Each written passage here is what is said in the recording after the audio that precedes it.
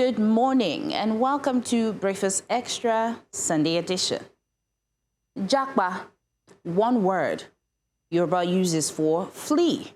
And somehow in the space of few years, it became the most honest word in the Nigerian vocabulary. Not relocate, not emigrate, Jakba. Because let's be honest about what it actually means when you say it. It means run away. And we are running in record numbers. Let's talk about why. Millions of Nigerians still live with unreliable electricity. Many communities lack safe water, sanitations. Some of them are disconnected from life. Inflation has driven up the cost of almost everything. While wages have struggled to keep pace, the economy may grow on paper. But for many families, the only thing that seems to be growing is the cost of living. So when a doctor in Lagos, a nurse in Enugu, or a software developer in Port Harcourt looks at that reality and buys a one-way ticket, I don't think that's betrayal. I think that's arithmetic. Recently, some public figures argued that many Nigerians who relocated are actually worse off than the people they left behind. And that sparked a heated debate. But before we decide who's right, let's sit with a few stories. A Nigerian woman in the United States said arriving felt like she's made it until the bills started coming in. She discovered international students often pay significantly higher tuition than domestic students. A Nigerian family in the UK found themselves living in a single room, sharing a house with strangers who told them which appliances they weren't allowed to touch. Husband and wife, both working, still struggling. Yet back home, everyone assumed they were wealthy because they earned in pounds. And there are Nigerian graduates working overnight in care homes and hospitals, doing jobs they never imagined when they boarded that flight. Some speak openly about responsibilities that include, moving deceased patients to the mortuary. Honest work, necessary work, but not the future they thought their degrees were preparing them for. So, is the grass actually greener? I'm not going to stand here and tell you no, because that would be a lie too. There are Nigerians abroad who are genuinely thriving, building businesses, raising families, sending money home, changing the trajectory of an entire generation. In fact, billions of dollars flew back into Nigeria every year through diaspora remittances, helping families pay school fees, medical bills, and start businesses.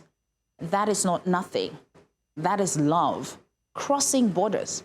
But there are also Nigerians who left one kind of struggle and found another, colder, quieter, lonelier. Loneliness, isolation, homesickness. Working jobs beneath their qualifications while trying to rebuild careers they had already established, some of them starting from zero in a system that doesn't recognize the 20 years they already gave to this one. The grass isn't greener. It's often watered by different systems. Systems that work more predictably, systems that allow people to plan, and perhaps that's what many Nigerians are really searching for. And here's what almost nobody talks about. Some Nigerians are coming home, not because they failed, not because they couldn't survive, but because success isn't measured only by income. Some realized they missed family more than they expected. Others wanted their children to know their grandparents. Some simply discovered that peace of mind wasn't something a new passport could automatically provide. That's an important part of this conversation too. So if you're thinking about leaving, I'm not here to stop you, no. Nobody has that right. But don't leave chasing a photograph. Don't leave because someone posted airport pictures at 2 a.m. Leave with a plan. Understand the immigration process. Research the job market. Know what it takes to practice your profession abroad. Know what your first year may really look like, including the nights nobody photographs. Dreams deserve preparation. Countries are supposed to export their products, their ideas, their culture, their innovation. not because their people have no choice, but because their people have options. Imagine if Nigerians traveled because, they were curious, not because they were desperate. Imagine if staying and leaving were both equally good choices, because perhaps that is what development really looks like. Not stopping people from leaving, but making sure they never feel they have to. Now, until Nigeria can offer reliable electricity, quality health care, better schools, safer communities, and an economy where hard work can genuinely, and I mean genuinely, build a future, Japa will remain more than a trend. It will remain a plan. And perhaps that's the question we should leave with this morning. What would have to change? Because perhaps the tragedy isn't that Nigerians dream of the world, it's that too many believe they have to leave home to find one. And no country should ever become famous for exporting its hopes. What would have to change, I ask, for staying in Nigeria to make just as much sense as leaving? Good morning again and welcome to Breakfast Extra. And of course, I am with Mazino Appeal. Good morning, Maz. Hello, Queen. How you doing? I'm very Beautiful well. monologue, not long enough. Grand. I took the time that you left for us yesterday, so thank you. It's balanced now. Thank you very much. Interesting topic you chose today regarding Japa. I think we should stop looking at it the way we do. Going outside the country doesn't automatically make you rich or wealthy. It should make you an engine. And I mean an engine because I think it's time to shift policies and make people who are outside the country in the diaspora engines for job creation in Nigeria. I think that will make it better. So we aren't all seeking to go outside the country. Instead, we can, make use of that powerhouse we have outside the country. Well, I agree with you. We sit down here day in, day out to have conversations like this, and we hope that, the government are listening and, the world will be a better place. Let me come over so we start the Sunday. Good morning, why don't everyone. you, Michael Jackson? Let's go.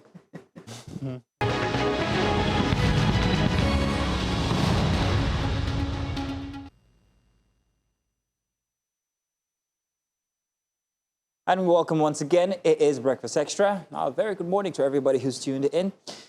It's going to begin this way. For a new week this Sunday, we're kicking it off with the story-shaping conversation across Nigeria. And with just 6 days to the Osun State governorship elections, the race for the government house is entering its final and most critical stretch. We'll connect with our reporters on the ground for the latest development as political parties make their final push ahead of Election Day. And after the release of this year's WAEC results, the numbers have once again raised serious questions about the state of education in Nigeria. On the big story, we go beyond the statistics to examine the roots of the crisis, what the failure rate tells us about our education system, and most importantly, what must change. For our extra special, we turn our attention to Nigerians in the diaspora, the opportunities, the challenges, and the often overlooked sacrifices that come with starting all over again. Then our big report takes us into the heart of Lagos, exploring growing concerns around the Agbero system and its impact on residents and the city itself. Our new central correspondent, Ibukun Daramola, takes us on that journey. And as the world marks World Breastfeeding Week, Wellness Extra will examine the realities of breastfeeding in Nigeria, looking at the benefits, the barriers, and also the challenges confronting breastfeeding mothers. These are the stories, the reports, and conversation we have lined up for you this morning. Do stay tuned. Thank you very much for staying with us. We are going to go on a quick break. When we get back, I think we're going to be doing the dailies, if I'm not mistaken. Yes, we are. So let's go on that quick break, and we'll be back to tell you what's on the front pages.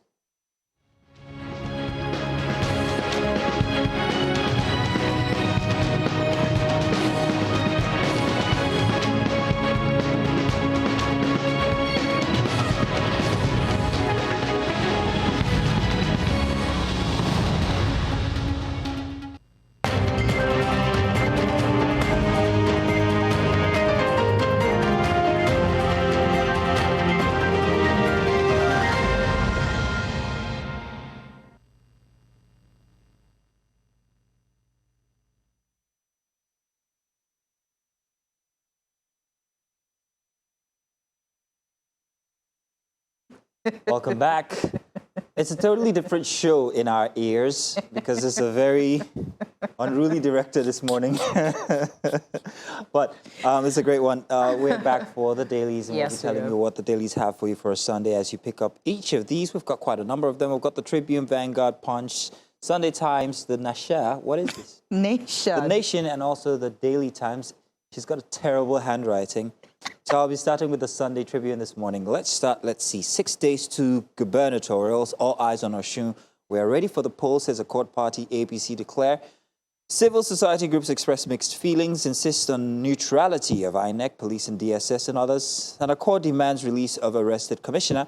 And New Dawn about to emerge in Osun says, Oyebamiji, I will tell you what I expect. It's a very interesting dynamic for Osun State with the history of, being elected and then being removed by the courts and everything. So there's the court aspect of it, there's the political aspect of it, and the rivalry between especially the two people, the incumbent and, of course, one of the rivals, Oyebamiji versus Adeleke. I don't want to make it a two-horse race. There's, of course, Nuruddin to consider for the ADC.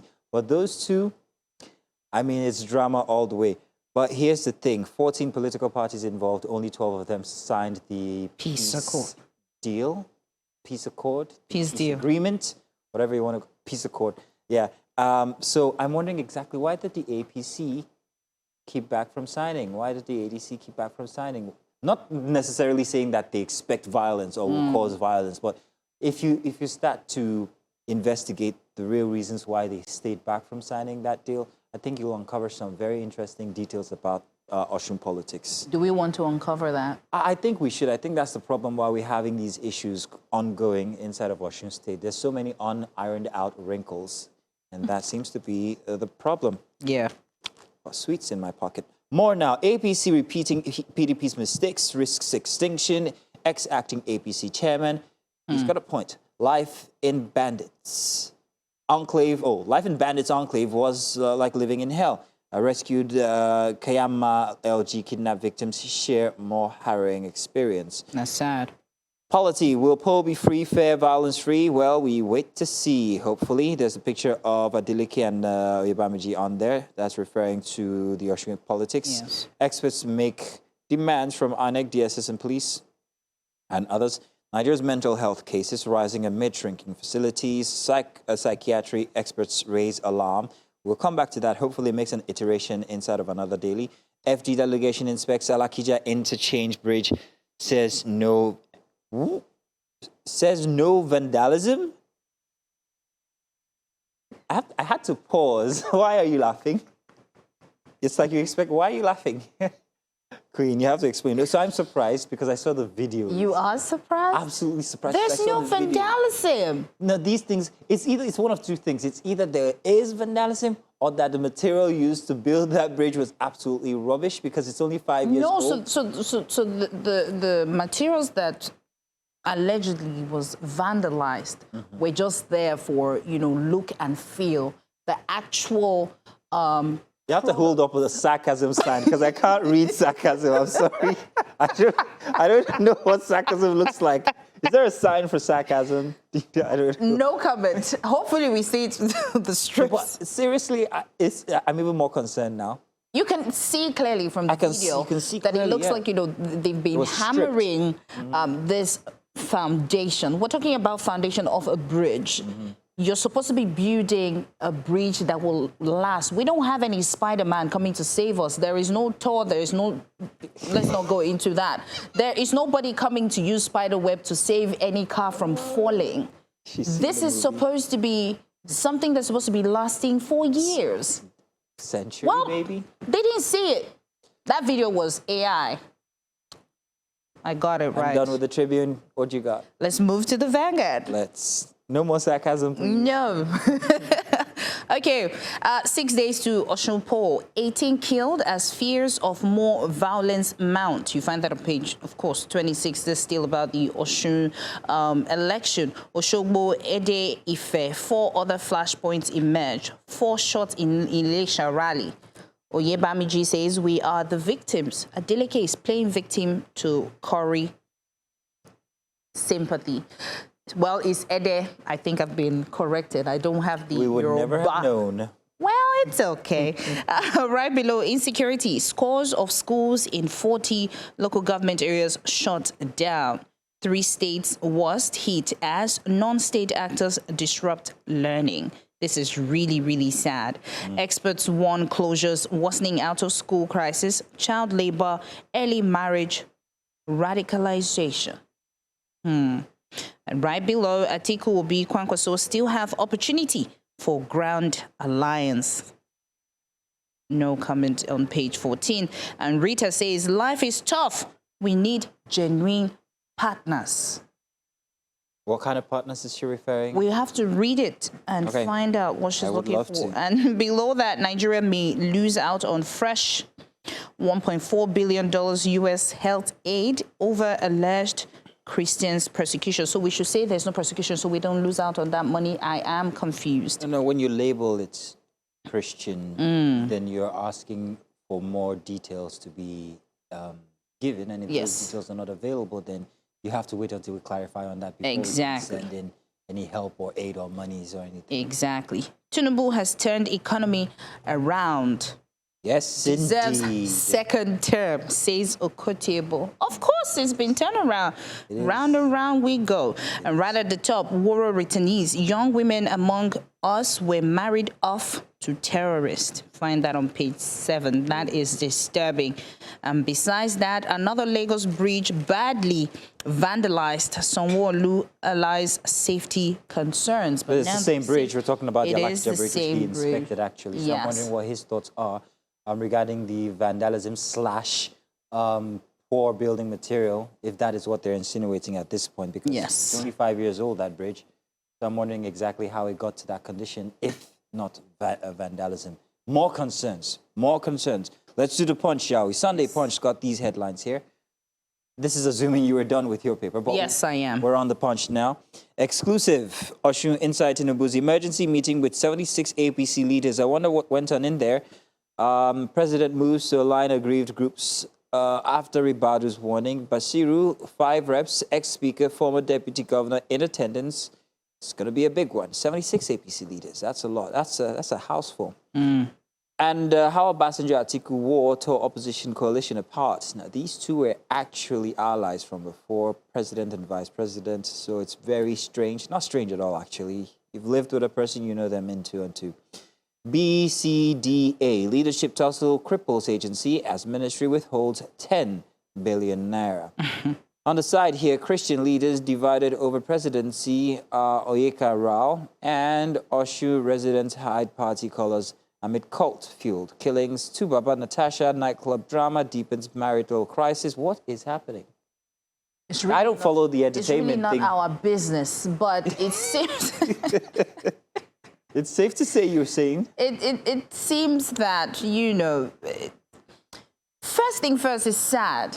Two-Face is one of our legends, you know, that I don't think in everything he has done, I don't think anybody really actually cared about what he did. Everybody just loved him genuinely. So having to see this chaos come out of his home is mind-blowing. Show me a family without drama. I think it's just the focus on him as a celebrity that makes us see everything. Yeah, but that's the thing. Him as a big deal. When it comes to Nigeria, it's too chaotic. I think we should look at other people and how they manage their private life outside work. You don't... He's managed it so far so good. No. I will say. For someone as big as him, this is minimal stuff. I don't mean to downplay whatever he's going through. I'm just saying that I'll treat it as such. I think it would have been managed better. It could have. It could have. What conditions couldn't have been? I just think. Well, let's not I'm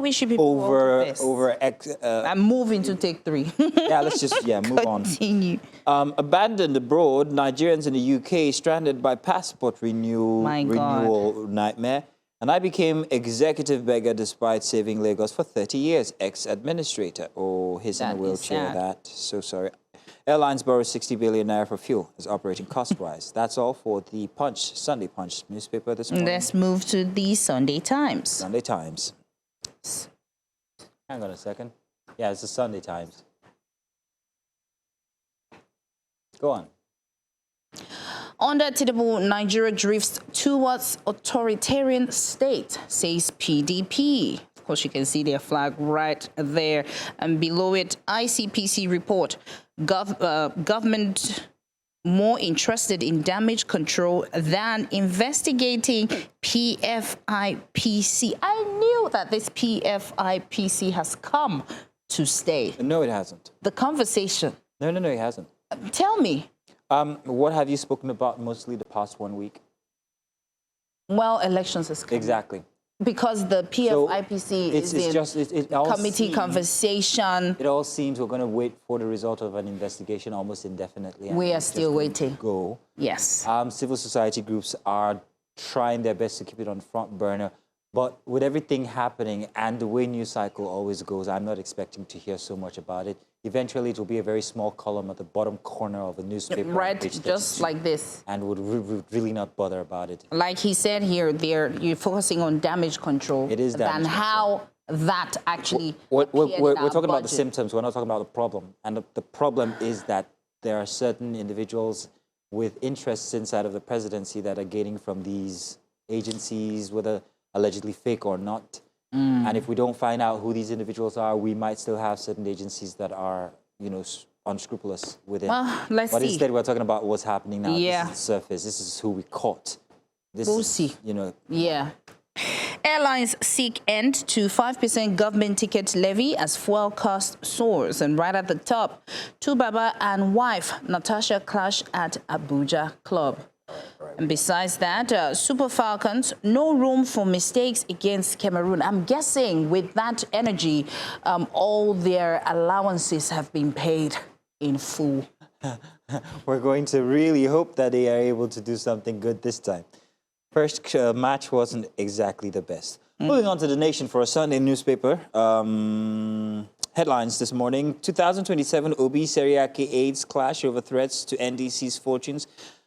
Logo controversy sparks disquiet in party. I would like to find out about that. I will admit I don't know anything about the logo controversy, but I will find out today. Ex-Bayelsa governor meets Obi in Kwankwaso. At the very top for The Nation, police arrest Osun commissioner over alleged gun attack at APC rally.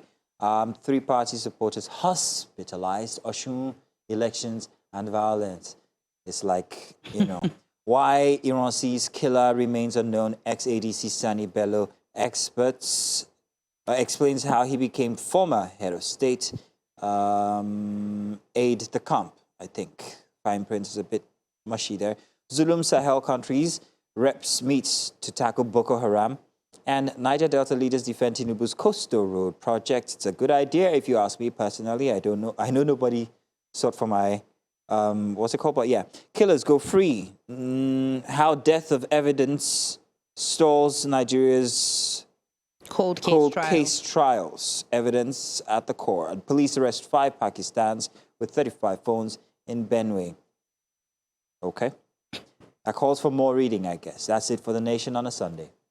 I think our last paper this morning will be The Weekend Trust. Okay, good.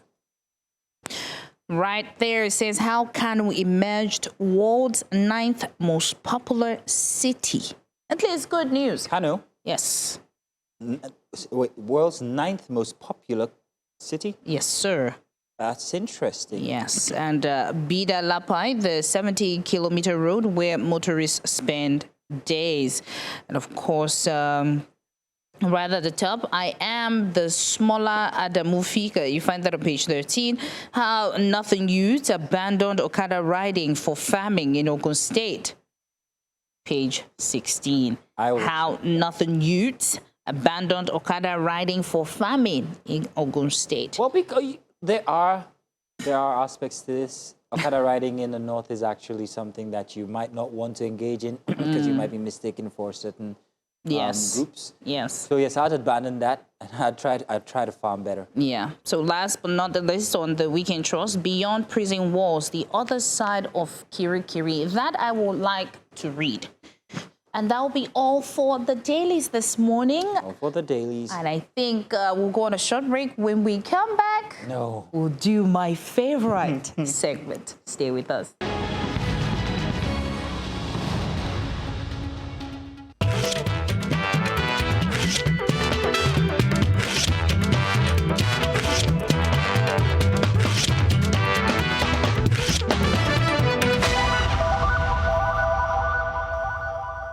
And you're welcome. It's time for the strips, like we like to call it here on Breakfast Extra. It's Queen's Best Part, the segment of the show. And today, it's no different from what it always is. Queen, are you ready for our strips? Our editorial cartoons that crawled off of the dailies from last week, everything that's relevant and made it into art. Queen, you'll be doing this with me, wouldn't you? Queen, where are you? There you are. Okay. Thank you very much for coming in, however late. So let's talk about the cartoons for today. Very interesting ones taken from a cross-section of newspapers. Now, our very first one shows three politicians. Sort of like, it shows Atiku, Peter Obi, and Bola Tinubu, at least what seems to be a vault. And these drawers labeled criminal records, birth record, and academic record. Now, the criminal and birth record drawers, they're locked, as you can see, but the academic record drawers are open. Atiku and Obi have neat files in theirs, but Tinubu's drawer, well, the cartoonist seems to think that it's reasonable to put skeletons in it. It's a pretty obvious jab here, and I think that we discussed this yesterday, that continuing controversy over his academic records and the questions being raised about his eligibility to contest 2027 presidential elections. Now, there are groups that have gone onto court seeking his disqualification. They're arguing that there are unresolved questions around his academics and also his NYSC records. But is it important to say that Chicago State University has already told and confirmed that Tinubu did attend, or he graduated in 1979? Let's leave this matter alone. No! Let's bring it up again. So the cartoon isn't a court judgment on his eligibility. What it's simply saying, it's a way of saying, hey, why after years and years of elections and all of this question still persists about his academic records? It refuses to go anywhere, and that's what that's telling. I will say this: if he has a school cert certificate, he can be president. After all, look what happened the last time. Buhari only had one of those. He was president. He didn't need to put up anything allegedly forged to become president. So let that be. Chicago State says he attended. Can we move on to other things? There are other matters that could be investigated than his academic records. That's all I'll say. What do you think? Mas, this conversation is so funny. And I feel like, putting a skeleton there, it's like, it's a simple answer. If you have it, then provide it. There is no need for... Where do you stand? I stand... He does have the truth. That's what I'm saying. So why does it seem like every time, we talked about it yesterday, every single time this conversation rises up, somebody's going somewhere to say it's true, it's not true, it's this. And I like the fact that the padlock for the criminal record is red, is bloody, because we don't know what is in there. Why are you adding to this? It's just the color. Well, yeah, maybe it means something. Maybe there's some symbolism there that I'm not looking at. And yeah, I mean, hey, you are Nigerian after all. Your cynicism is off the hook. But in any case, I'll tell you something about what I think about this, how this presents as. I would like to think that just a little bit, the cartoonist is a bit biased. Because on first sight, if you don't analyze this very well critically, you'd actually be thinking that he's saying he does have certain issues with his academic records that are absolutely, not legal. There's no explanation to art sometimes. Skeleton means that you don't really know where it belongs. It's skeleton. So you have to dig deep to know who it belongs to. So basically, there's just controversy around his own records. I think that's just... Does he have to represent it with skeletons too? I mean, that's the only way. If you say we're still inquiring. We're still curious. So he's saying that there's something definitely dirty about his academics. We don't know this. And I'm all for the transparency. News. Yeah, exactly. Being transparent, clarity instead of confusion or critiquing. Let's be clear. Let's be honest. Let's be unbiased. That is a biased content. At least the birth record is certain. Yeah. Well, that one we know. However, there are questions there as well. There have been questions and chatter about his birth records. There also have been questions about the first drawer. Nobimigo Tokam. So let's move on to our second cartoon for today. Let's go on now, producers. Our second cartoon now. This one's very interesting. Military tank chasing an insurgent, and a figure looking like Sheikh Ahmad Gumi is also chasing that military tank, and he's shouting, "Don't kill the bandits, give them amnesty." And the soldiers, of course, they're saying amnesty is out of stock. Now, that's the cartoonist's take on Nigeria's long-running argument over how to deal with banditry. And of course, we all know Sheikh Gumi. He's repeatedly argued that military forces alone or military force alone cannot solve the problem and has advocated dialogue and amnesty. But the military has become much more hardline these days. They're dealing with these armed groups differently. So you've got on one side talking to them, and on the other side, we're done talking to them. And that's the joke here. Amnesty apparently has become a thing of the past, and the military says it cannot supply amnesty anymore. Let's go for them. Where do you stand? Dialogue or, yeah, let's go in. What do you think? Well, to be fair, we need to look at records. When they gave amnesty, what was the benefit? Did the country get better? It depends who. Exactly. Who you're referring to. Well, amnesty is a tool we've used more than just this time. It's not just for the northern insurgents. Well, I think we need to stop this opening 7,000 committees and just have one or two that can sit down and agree. Not, you know, Mazino moves from here to here and I come and say what Mazino did is not the right thing and then I cancel it and start from fresh. We can't keep doing that. Well, they all need to sit down and So here's decide. the thing, Queen. Regarding insurgency in the north, it's not just one problem. You've got those who are fighting for religious reasons. You've got those who are fighting for, not fighting, who are causing disturbance for economic reasons. There's also the political influence as well. So these are three different kinds of insurgency. Agreed. So you have three different approaches. I mean, for some of them, you can't apply amnesty. You totally just can't apply amnesty. Yes, but some, again, back to us saying they have to scrutinize properly to make sure that the people they're giving amnesty are the ones that deserve it. Yeah, I get you, though. Yeah. I get you. Producers say we're almost out of time. Let's go to our third cartoon. We actually have 5. I'm going to try see if I can run through the next ones. If you guys will be quick about it as well. Let's move on now to our third cartoon. Third cartoon, we move to the battlefield. No. We move out of the battlefield. It's a bar. Origin, double N bitters. Action with a K bitters. And of course, these are really just drinks. They aren't really just drinks. If you see this one, Oluomo immediately brings to mind MC Oluomo, you know, while Action appears to be a play on Nigeria's various action-branded political parties. And of course, the cartoonist seems to be turning political names and brands into different flavors of bitters, which, by the way, we spoke about yesterday, the ban on sachet alcohol. Now, the middle one, I don't really know to whom it refers to. It's less obvious, so I wouldn't really attach any particular politician or political party to it. You know, there's no strong evidence there. But then comes the real punchline here. The customer says, bitters, no thank you. The last Emile Camp bitters that I took 3 years ago is still giving me serious stomach upset.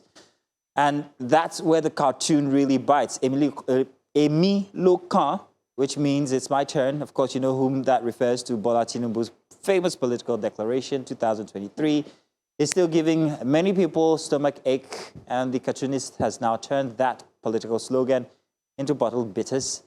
And of course, yes, what's your take real quick? Because I have one more I want to take, but let's hear what you think. Be fair, the Emile Camp is still active now. Election is 2027, so it's actually our time to do what we need to do. Please go and vote and choose so your tummy does not ache.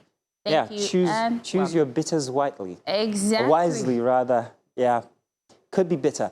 Fourth cartoon today, real quick. I think this is going to be from Business Day, if I'm not mistaken. Let's see the fourth cartoon. On this one, it's about the proposed 50,000 naira fine for preaching in commercial buses. Did you hear about this? One man is reading the newspaper, says, hey, but would a government, or why would a government set a fine for people preaching in buses? The other man looks up and says, hey, because bandits don't preach in buses. And that's the punchline there. The Senate, they've passed a proposal that would impose 50,000 naira fine for preaching, hawking, or trading inside of commercial vehicles. But the proposal still requires presidential assent. Let's make that clear before it becomes law, so it's not yet law. The cartoon, however, is not really about preaching, it's about priority. The cartoonist is saying and asking, when Nigerians are dealing with serious insecurity and banditry and other major problems, why is the government's attention being directed to something as irrelevant or relatively ordinary as preaching inside of buses? Put simply, the preacher may be noisy, but a bandit is dangerous. And finally, that's where I'm going to leave it.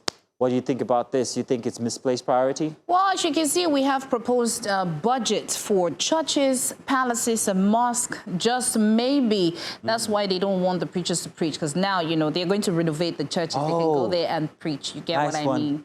Nice one. I see what you brought in there. Interesting. But I will say, personally, I do find it disturbing. It is. Especially noting that there are different people representing different faiths inside of a bus, so nobody has monopoly over controlling the ambience or the atmosphere, and I just find it off-putting. Personally, that's my own personal take.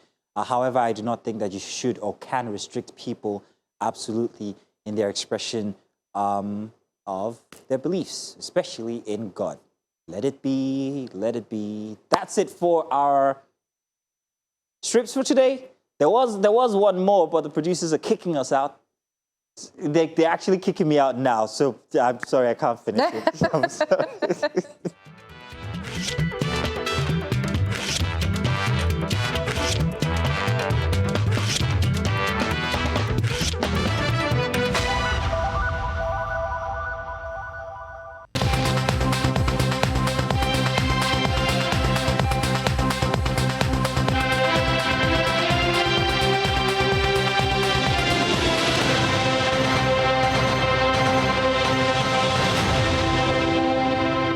Now for a big report. As Osun State moves closer to its election, attention is increasingly turning to the political atmosphere across the state and the level of preparation ahead of the poll.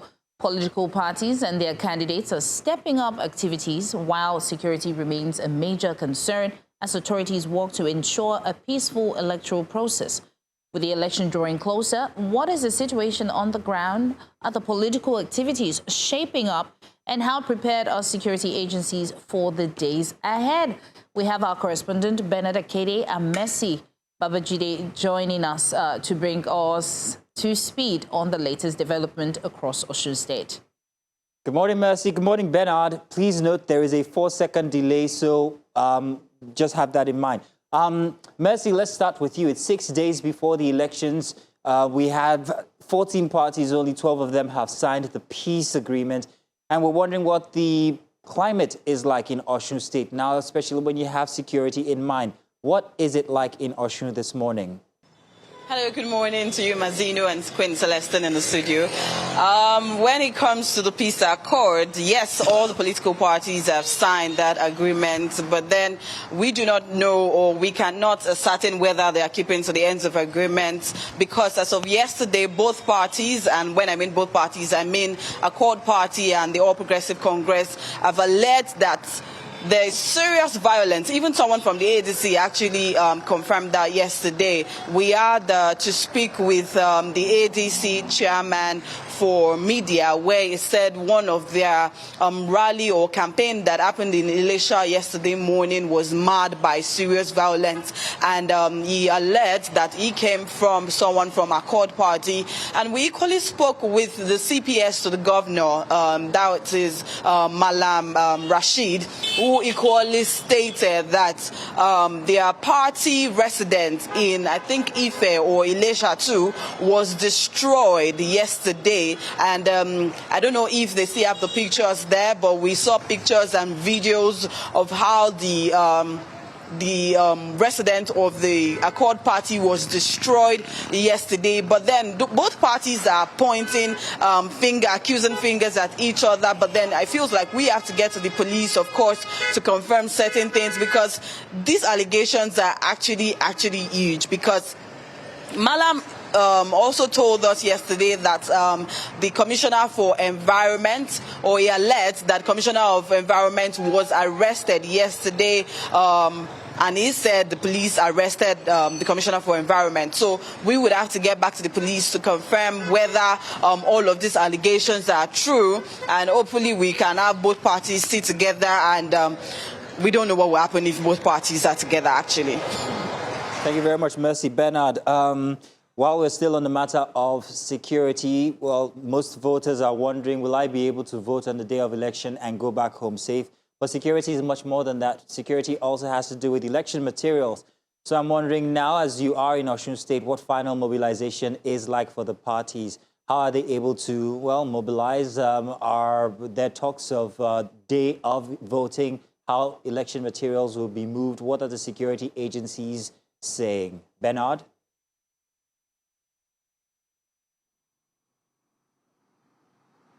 All right, good morning, Mazino, and good morning, Celestine. For the security operatives whom we've been speaking to, particularly the police, they have been given, top-notch assurance that everything is in place and everything will continue to be in place leading up to the days to the election and even after the election.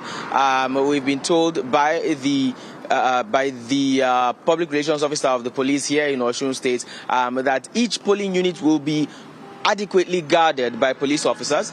We've also been told, as is the case during most off-cycle elections, that police officers have been coming from other states, of course, being deployed from other states to Osun State just to beef up the security architecture, whether it is for the citizens themselves or for the electoral materials, sensitive and non-sensitive materials alike. Of course, on the days leading to the election, possibly 3 or 4 days to the election, eventually we'll get to hear more information from INEC, the electoral umpire, as to when the materials will begin to move. Of course, when the ad hoc staff themselves too will begin to move. But if you permit me, concerning security of the individuals, I'd also like to speak, or rather we have been speaking to people to find out how secure they feel concerning the elections, not just on the day of the voting itself, but even on the days before the election. And I have Olaniyi here. I'd like to have his own opinion and use that as random sampling, so to speak. Olaniyi, good morning. Good morning. It's a few days to the election, and there are concerns about safety and security, and that's one of the conversations we're having here on Breakfast Extra News Central. How safe do you feel days leading to this election, and then on the election day, such that you feel that it is safe enough for you to vote? Well, from my own view, from what I've heard from the new CP that they deployed to Osun State, he promised us that there will be a free and fair election. But from the various news and destruction that we say around Osun State, we voters are fear of coming out. But from the promise that the new CCCP made, we hope that there will be a free and fair election coming up this Saturday, inshallah. All right, and finally, will you be casting your vote on Saturday? Yeah, inshallah, I will. Thank you so much, Olani. Yeah, Ambassador Celestine, that has, pretty much summed up the voices of the regular people on the street. There's assurance from security operatives, but from what they've been seeing and been hearing, there's some level of fear that may hold some people back. Back to you. Thank you, Bennett, for that. Now, Messi, where you are, have you been able to talk to people, feel the pulse and get their own comments as to how they feel about the election? Okay, right to my left, I have Jamiu Omoni, an Osun resident that will be telling us about how the preparation is going for election. Hello, Jamiu. Good morning. Can you tell us about what the preparations are for the election, the upcoming election? I mean, the election is in 6 days' time. Yes, this is Osogbo, the capital of Osun State, and of course, we have been witnessing relative peace in the last 1 week. But what we observed yesterday was a resurgence of what seems to be a political tension, though not primarily in the state capital, but in one of the places that has been declared the hotspot in Osun State before, in Elisha. So they have been blamed, they have been counter-blamed, but the police have also come to say that, okay, they have made some arrests. But in 6 days to election, we seem that the residents are ready, like the electoral umpire are giving us assurance that it's going to be a peaceful election. But we say, 6 days will come and election will come in Osun, and Osun will still be peaceful. We hope so. Okay, you've heard right from Jamiu's mouth. Do you have any other questions for him? Well, just ask him, in terms of all the candidates for the election, how has the campaigning been in there, and who is he rooting for? Okay, who are you rooting for, and how has the campaigns been so far? Though, what I noticed is that the two major political parties, the All Progressives Congress and the ruling Accord Party, they both have chance in the coming election, and only God can say presently now. But I think I would just have to commend the presence of security operatives right now in the state capital and other major cities, because we cannot walk a kilometer without seeing operatives of the Nigerian police, and I think this will go a long way in assuring us that the election is going to be peaceful. But who will emerge is only God I can say that for now. Who are are you vying for? Anyway, so I'm an individual with, let me just keep my opinion somehow private, and of course, I'm going to participate in the election, and I think it's going to be successful. All right, you heard straight from Dami. It looks like he's not going to, of course, tell us who he's going to vote for the coming elections. Thank you, Messi. Thank you. Bernard. Bernard. Now, let me ask, looking at, all the activities that's been happening towards this election, would you say that, they are prepared and the election will be peaceful based on your observations since you've been on ground? Well, I would like to say that I would hope that the election will be peaceful. I wouldn't want to be a prophet of doom, but I would say that I would hope that the election will be peaceful. But then, again, let's remind ourselves that hope is not a strategy. For it to be peaceful, it means that certain infrastructure would have to be in place. First of all, the electoral umpires would have to make it airtight. The security operatives, talking about the police, the Federal Road Safety Corps, Amotekun on ground here, and all other agencies would equally have to, bend their backs and leave no stone unturned. The cases of pockets of violence that we've been hearing here and there in certain parts of the state, now not necessarily in the state capital Osogbo, but in some remote areas where campaigns have been ongoing, places where we've been seeing and hearing of billboards and offices being vandalized, kind of put some little fear in the atmosphere. So to talk about safety, again, we would want to hope that the election will be safe. But again, as I mentioned, hope is not a strategy. It's going to be a function of the actions of the security operatives who are currently on ground and those who equally will be deployed to the state come the election time. Thank you, Bernard. Bernard, that was a difficult question to answer. I saw you struggle there. Right after she asked you that question, I actually said that's a tough question. So let me remix. Bernard, if the election was tomorrow, what would be the biggest concern? Seeing as you've been on ground, what have you observed? If the election was tomorrow, what would be the biggest concern?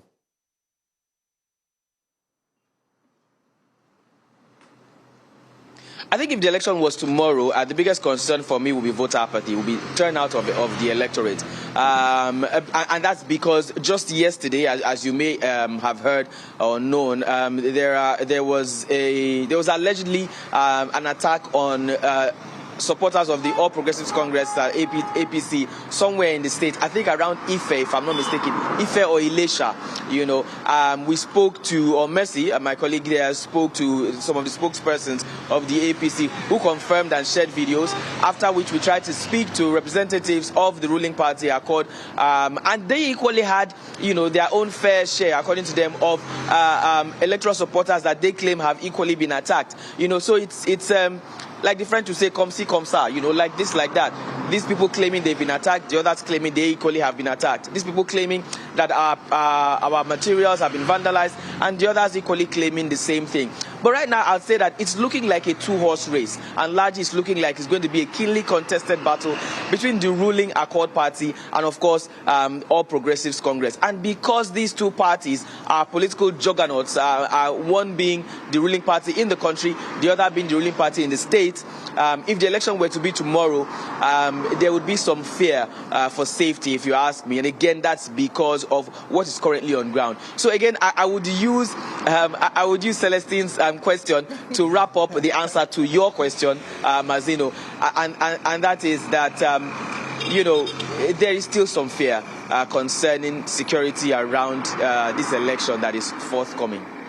Well, Bernard Akede, thank you so much for fearlessly reporting. I don't think the question was difficult. Don't mind, Mazino. But thank you anyway for answering the question for me. And Messi Babajide, thank you. I hope you guys are safe where you are. Of course, we'll continue following up this conversation up until Saturday. Thank you so much for joining. Thank you very much. Of course, now we have a report by our, lead reporter, Bernard Akede. Let's watch that while we go on a break after. Stay with us. To the much-anticipated Osun governorship election, the message from the police and other security operatives in the state is vote and not fight. The Police Campaign Against Cultism and Other Vices and the National Association of Nigerian Students, NAS, as well as other security agencies and youth groups, went on a walk of several kilometers in the state's capital, chanting songs of solidarity and creating awareness for a violence-free election. we police, we cannot do it alone. We cannot do it alone. That's why we need the support of each and every one of you to tell the world that we are ready for this forthcoming election. Adequate security will be provided in each of the polling units. So this election is for you. That is why they say, stay away from drugs, stay away from cultism. They are going to lead you to nowhere. The walk was also an opportunity for some of the youths to state their expectation of the government during the polls and what they hope the winner of the election will do for the youths. Okay, I want the government to help us in conducting a free and fair election so everybody can be at peace. I would like the government to just make the states livable for us. We should be able to earn more. What we are earning in Osogbo is small, another state, but we should be able to earn more with more industries coming in, more works. They should provide works for us. Upon the completion of the exercise, the police gave words of reassurance saying they are committed to peaceful polls. Inspector General of Police IGP Olatunde Badmus, he has sent us to Osun State to ensure that we have a solidarity movement, a movement where we are assuring the people of Osun State that they should come out and vote without any fear of intimidation or violence whatsoever. As the countdown to the polls continues, the task ahead of the police may be a tough one, but their message is clear and simple: shun violence and other electoral vices. In Osun for News Central, Bernard Akede.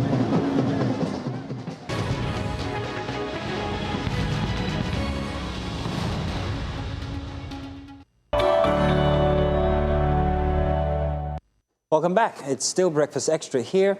Now, for millions of Nigerian students, the West Africa Senior School Certificate Examination is more than just an examination, but a gateway to university admission, employment, a gateway to opportunities, and for many, the first major test of their academic future. But the latest WAEC results are raising serious questions about what is happening inside Nigeria's classrooms. In the 2026 WAEC, 61.54% of candidates obtained credits in at least 5 subjects, including English, language, and mathematics, making 38.46%, which is almost 4 out of every 10 candidates failing to meet the benchmark. And when placed against previous figures, the concern becomes even more significant. In 2024, 72.12% of candidates met the 5-credit benchmark. In 2025, the figure stood at 62.96% after WAEC revised its initial result. Now, in 2026, 61.54% have met the benchmark, a small increase, or is it decrease now, in that percentage between them and others who might not have gotten that qualification. But there's another layer to these numbers. The 2026 computer-based WAEC for private candidates recorded a 32.72% pass rate for the same 5-credit benchmark, including English and mathematics. And while that signifies an improvement from 26 to 96% in 2025 and 30.95% in 2024, it still means that fewer than 1 in 3 candidates met the benchmark in that category. So are we looking at a problem with the students, the teachers, the curriculum, the examination systems, or the entire education ecosystem? And joining us to examine the figures, the underlying problems, and what must change is Dr. Peter Ogudoro, education researcher and leader, Nigerian Teachers Community. Dr. Ogudoro, good morning, and thank you for joining. Yeah. I was practicing within me. You have to stress exactly why we had to get it right, because we only just discovered it's actually not a Yoruba name, it's an Igbo name. Yes, it is. So, yeah, but that's risky and imposing on me. You know the way it works in Nigeria. Once associated with one tribe, everything you're saying, can be interpreted with a different lens. That is not, emphasizing what we're here for. We've spoken many times, but each time I call you Ogudoro. I'm only just realizing Ogudoro. Yeah. Thank you very much. Dr. Ogudoro, thank you so much for coming. And I think now it's a very important conversation when we talk about education. I think my first question, what is the problem? I think that's the only way I can say it. Yeah. What is the problem with our education? Why are we declining so drastically? Yeah, we have, generally speaking, square pegs and round holes at the policy level. So the people who are running the education system are interlopers in the system. They are, generally speaking, not professional educationists. And until you are able to get the people who know what education is about, that is not about acquisition of certificate, diploma, you won't be able to move Nigeria's education forward. Because first, you have to get a good philosophy of education. What are we actually in the school to do? Are we in the school just to acquire certificates or to develop the capacity to solve practical problems? We haven't been able to define that for ourselves. So the average Nigerian child goes to school just to go through motion, and at the end of the road, write WAEC, write jump, and get a certificate. And that's why, apart from the fact that we are not doing well, even in terms of the outcomes that parents send their children, to school for, we are also failing when it comes to meeting the expectations of employers, because most of the people coming out of our school system are not able to have the capacity to solve practical problems. And that's why those who are doing very important, businesses in Nigeria, including Dangote, they keep importing human capital from abroad because we are not delivering what education is supposed to deliver. Right. You mentioned policy. Now, before we go to the teachers and the students and the environment where they learn, what policies are missing? I think Nigeria is how many years old? Was 60-something, close to burial. Forgive me, Lord. But, what are the policies that you feel like to implement it is not supposed to be rocket science that we're missing? Well, a simple thing of getting the right people in one room to determine what we should be doing education for. We have never been able to do that. So we are building our house from the roof. It's not going to stand because the foundation isn't there. So that's the very first step we have to take as a people. Beyond that, we also have to ensure that we recognize the most critical element in the education system and give that element the recognition, the respect, the compensation it deserves to be able to drive the system. And there I'm talking about teachers. We haven't been able to appreciate the fact that you don't go to school just to look at shiny buildings, to look at, furniture. You go to school to listen to people who will provide you the inspiration and who have the skills to help you acquire knowledge, skills and the right attitudes that will prepare you for the role you are going to play in the larger society. We haven't been able to take care of those things. And so we will continue to struggle until we are able to, even in parliament, get people who understand education to populate education committees of both the Senate and the House of Representatives. Most of the time, we just put medical doctors, engineers in these places, and they go there and waste everybody's time. So we have been getting it wrong in almost every respect.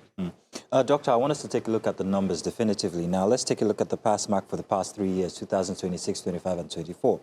Let's start from 2024. Let's first of all note that 68% that got 5 credits doesn't necessarily mean that the rest 32 point something failed. It's not necessarily that they failed, but that they didn't get math and English. Correct. And 5 credits. Yeah. Now, to look at it more definitively, 2024, 5 credits, including English and math, that was 72.1%. 2025, it was 62.9%. 2026, it was 61.54%. So the gap between this year and last year isn't as much as the gap from 2024 to 2025. So would you say that we're doing something better now? Since we're closing that gap? No, not necessarily. Effectively speaking, I think we're doing worse. Oh. Yeah, the reason, if we conduct valid exams, the result will be worse than what you're seeing. Really? Examination corruption, examination malpractice, it has become endemic, really. So the average Nigerian child is not actually dependent on what he knows to be able to write exams. And that's actually more pervasive in the private school system, because these private school operators, most of them are just business people who think that the way to keep bringing parents into their school is to ensure that they deliver the outcomes that parents are looking for. So they have a way of organizing the system to ensure that children finish with the 9 A's. It doesn't necessarily mean that those children can prove that they own those certificates at the end of the day. And that's why you see when we come to the point where children are trying to access universities insist that they have to conduct their own exams, which is what they call post-UTME, because they don't trust WAEC, they don't trust NECO, and they also do not trust JAMB, because these three organizations have not been able to get to a point where they can conduct exams that provide valid results, that give you evidence that enables you to determine who is qualified to come and sit in a university classroom to benefit from higher education. So the result is worse than this, and there are factors, numerous factors that are responsible. Now let's for talk this. about those factors. First of all, I want to take away security from this, because security ought to be a big factor for 2026. There's students who are not going to school or who have missed classes, and that would affect the results. There's the economy to also consider. Students will miss classes because their parents can't afford schools. There's that. But then, we're always looking at it from the secondary school level. There are other levels to this, Queen, and I don't know if you've considered. What if a child can't read right because they had bad foundation in primary school, yet we're trumping all those on the CBT exams for WAEC at the end of the day? What about the primary school level? Have we considered these as factors for why we might be failing? You're already sounding like somebody who can actually, wear the shoe of the Minister of Education. Pay me more. You have a fair idea regarding where the problem is. So the foundation is weak for most Nigerian children. Their numeracy and literacy, we haven't done well there, because most of the people running our classrooms as teachers are not people who have cutting-edge skills to be able to function in those classrooms and give us the results we're looking for. Unfortunately for us, the few who are quite competent with respect to maths and English, which is the focus of even this analysis we're doing. Most of the people teaching those subjects in our schools are people who actually didn't study mathematics. Most of them studied engineering, because we are not industrialized, so you find engineers not being able to get into industry, so they go to schools and teach mathematics. Now, they don't have the skills to run classrooms, because teaching is a profession. The same way you go to study medicine, people like us who went to school to study how to teach. So it's not everybody that can get into a classroom and teach. But today, you find lawyers teaching English language, you find mass communication, graduates teaching literature, you find engineers teaching mathematics and physics. But in proper societies, if you don't study physics, you don't teach physics, okay? Now, the few who have studied maths, physics, chemistry, and biology are leaving Nigeria in droves, because Britain is interested in them. Britain is giving £29,000 for people who study physics to come to the United Kingdom and study for 1 year for free, and thereafter progress to earning salary that can be as high as £40,000 in a year. Multiply that by the current exchange rate, you see that the average Nigerian teacher who is good in physics, in mathematics, in chemistry and biology, there are people who are now able to truly become billionaires, because £40,000, when you translate it into, it's more than 70 million.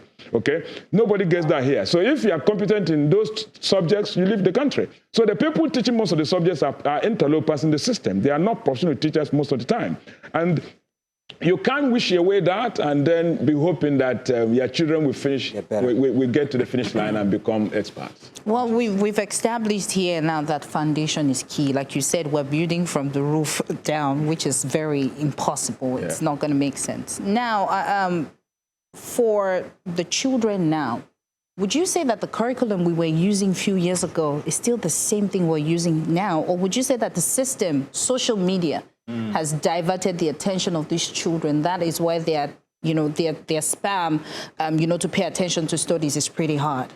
Yeah, well, I hear this all the time, but those things are not evidence-based, especially in our context. The average Nigerian child doesn't even have a smartphone. The reason why people keep talking about social media is because you live in Lagos, and then your friends live in Port Harcourt and Abuja. So people always assume that all Nigerians live in Port Harcourt, Abuja, and Lagos. The average Nigerian child lives in rural communities, is from families where even putting food on the table this night is a very difficult thing. So they don't have access to broadband internet access. They don't have the smartphone. So that's not the issue. As a matter of fact, the children who have access to smartphones and who even have access to WhatsApp or whatever, social media, generally speaking, tend to even do better than those who don't have access to these things, because in a modern society, most of the things that your teacher, is paid to teach you are now available on the internet.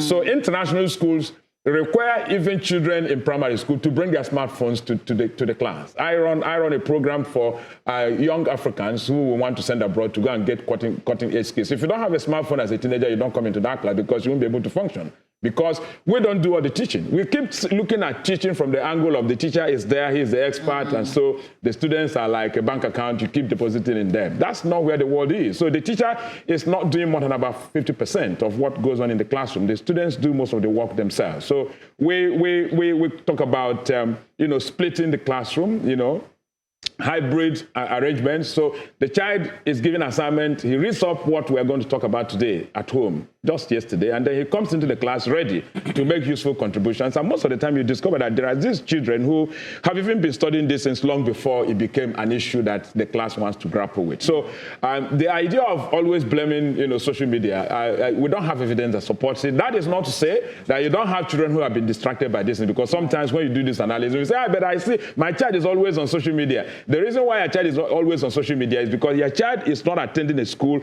where they have trained the child on how to become digitally fluent, how to, if a child who has purpose, who has clarity regarding why he's in school, why he is and even in the world, is a child who, even without you reminding him, is going to, pick up his books and read at the right time. Right. I have 2 children. Both of them, I made sure they had access to computers. They had their own individual laptops even at the age of 6, and I gave them internet classes, and I trained them to become, people who live life of purpose. Today, both of them are flourishing, internationally, and people Americans are looking for them, Canadians are looking for them, because one is a physicist, the other one is a management scientist. That's a proud father. They have had access to internet before they were 10. They became Microsoft certified.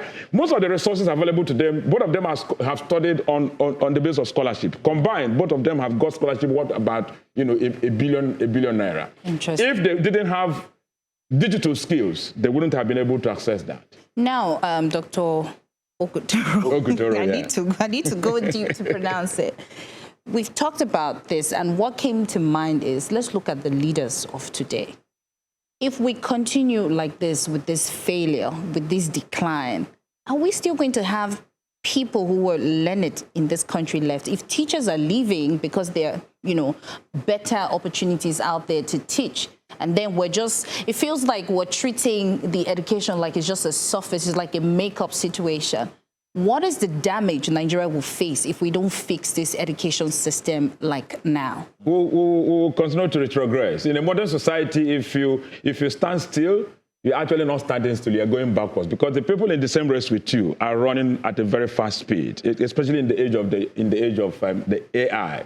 You get what I mean? So things are going to get worse. Unemployment problem will compound, and we are talking about a country that, as we speak, is one of the countries in the world with the highest population growth rate. You already know that in just 24 years away, Nigeria will become the 3rd largest country in the world in terms of population. We'll hit up to 400 million people. We'll overtake America, overtake most other countries. We'll be number 3 after India and China. So in that kind of situation, what you find is that you are not going to be able to produce competent hands, capable hands who are able to compete globally and who are going to be able to have the skills you need to run industry and to even provoke new ideas, innovation, which is what is important now. Even when we talk about entrepreneurship, I hear these days they have tried to start entrepreneurship programs in universities. But who are the people teaching entrepreneurship programs in universities? They are regular lecturers who have never done any business. So they don't know how to run a business. They have never failed. They don't know what it takes to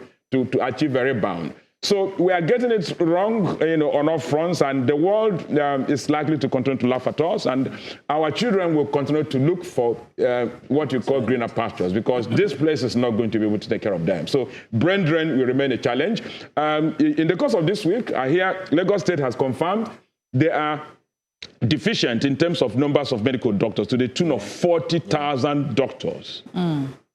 We need in Lagos. So other things being equal, we probably don't have more than about 2,000. And even those few who remain here are actively writing exams to be able to migrate out of the country. So we are in a dangerous place. If a client of mine is a psychiatrist, I got talking with her the other day, and she says there are not up to 300 that is serving the entire population of 250 million people. And it's in a country where virtually you know, as many as 50%, as much as 50% of Nigerians are living with mental health challenges. And you need psychiatrists to deal with that. And we also had a death on that as well, because there's not enough. I think we read that in the Daily. Very good. Even this school system we are discussing, we need people like that to also intervene in the school system, because children are grappling with a lot. Their parents are not able to put a food on the table.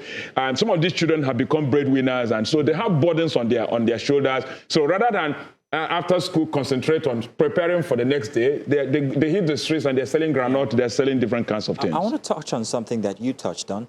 You talked about your kids having access to the internet and computers from when they were early.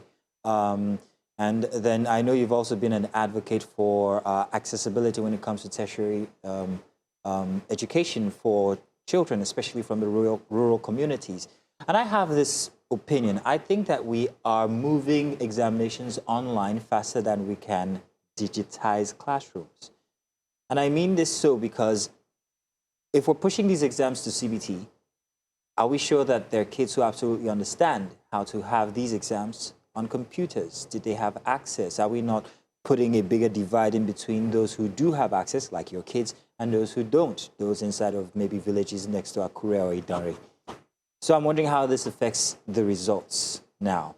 Perhaps some of those kids who didn't get all credits didn't have early access to technology. What do you think? Absolutely. You know, I did mention earlier, I think it was who I was referring to when I said, you seem to be the person we have been looking for to go and occupy the seat of Minister of Education. You have a fair idea regarding what the challenges are. We live in a country, just as I have already mentioned, where most Nigerian children do not live in Port Harcourt, Abuja, and Lagos. But unfortunately for us, because the policymakers live in Abuja and sometimes in Lagos, they always make policies on the basis of what they see in Abuja and Lagos. The average Nigerian child doesn't have access to computers. The classrooms where they study, are not places that are computerized. So why are we insisting that when they want to go to university, for example, they have to, all the exams must be done, using computers? Now we are saying we must conduct all exams at the WAEC level using computers. Even when it comes to essays, we are thinking that we'll be able to deploy, a technology that will be able to extract what the children, know, and you can do that in a very valid way. The answer is that we are not correct even in doing that, because Britain is centuries ahead of us. As we speak, they still do pen and paper exams. Why are we running faster than the people who taught us? You get what I mean? If you go to Finland, they still do pen and paper exams. The excuse is that it's much more secure. The excuse is that processing speed. There's so many excuses and they're valid. You don't promote elimination of examination malpractice at the expense of equity, fairness, and justice. That's not fair. You can't train a child for 6 years in secondary school without him having seen a computer once. And then at the point you want him to prove to you what he knows, you tell him to tell you so in a language he does not understand. Computer is a language. It is. So if you have taught me in Yoruba, why are you asking me to reveal what I know to you in English language?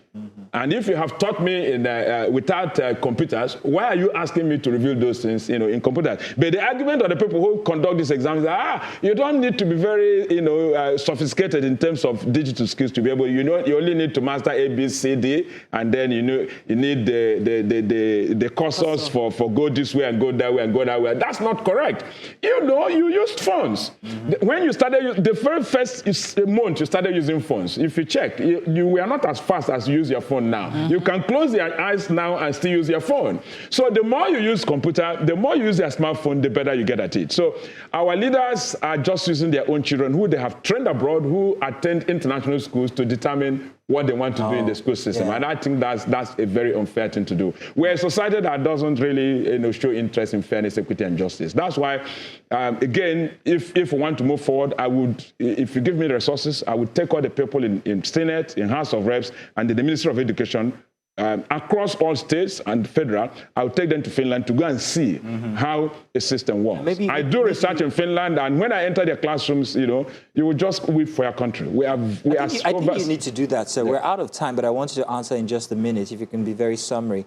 what we should expect for next year's numbers when it comes to the credits to math, English, and to others, and what the factors that will be determining these numbers will be for 2027. No matter how we try, we can't be accurate in the prediction we are going to make. The reason is, you see, as they are trying to find ways to make examination malpractice go away, the people who make money from it are working several steps ahead of you. So you might get to next year and the result improves, but that the outcome improves is not proof that your children's capacity to solve practical problems, has improved. So it depends on how fast those who make money from that's very grim. It's very grim. I was hoping for hope. We need to go back to the foundation. Put in Finland, you need a master's degree to stand in a primary school to teach, because they know that once you get it right at the foundation level, even if you leave the child after secondary school, the child can take care of himself. I have a PhD, I have 2 master's degrees, I have over 10 professional certifications. I have studied in several countries around the world.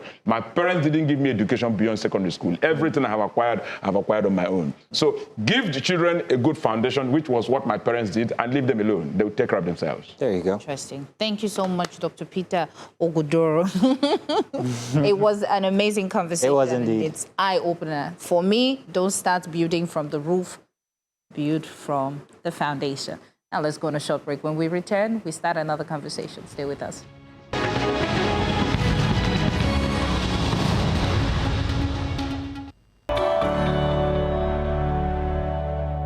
Now, for many Nigerians, moving abroad represents the possibility of a better life, better opportunities, better pay, access to quality services, and for some, simply the chance to start afresh. But while the decision to relocate may be exciting, the reality of starting over in a new country can be very difficult from what people imagine. There is the challenge of finding your feet, adjusting to a new culture, building a support system, and in some cases, having to start your career from the bottom again. For some Nigerians, the move eventually pays off. For others, the financial, emotional, and social costs can be quite significant. So beyond the glamour often associated with this life abroad, what does it really mean to start over as a Nigerian in the diaspora? Joining us for the conversation is founder EBTeam, Olatunde Badmus, and we also have Chaste Inegbedion, who is a community leader in Diaspora Driven Nigeria. Gentlemen, you are welcome to the conversation. Thank you very much for joining us.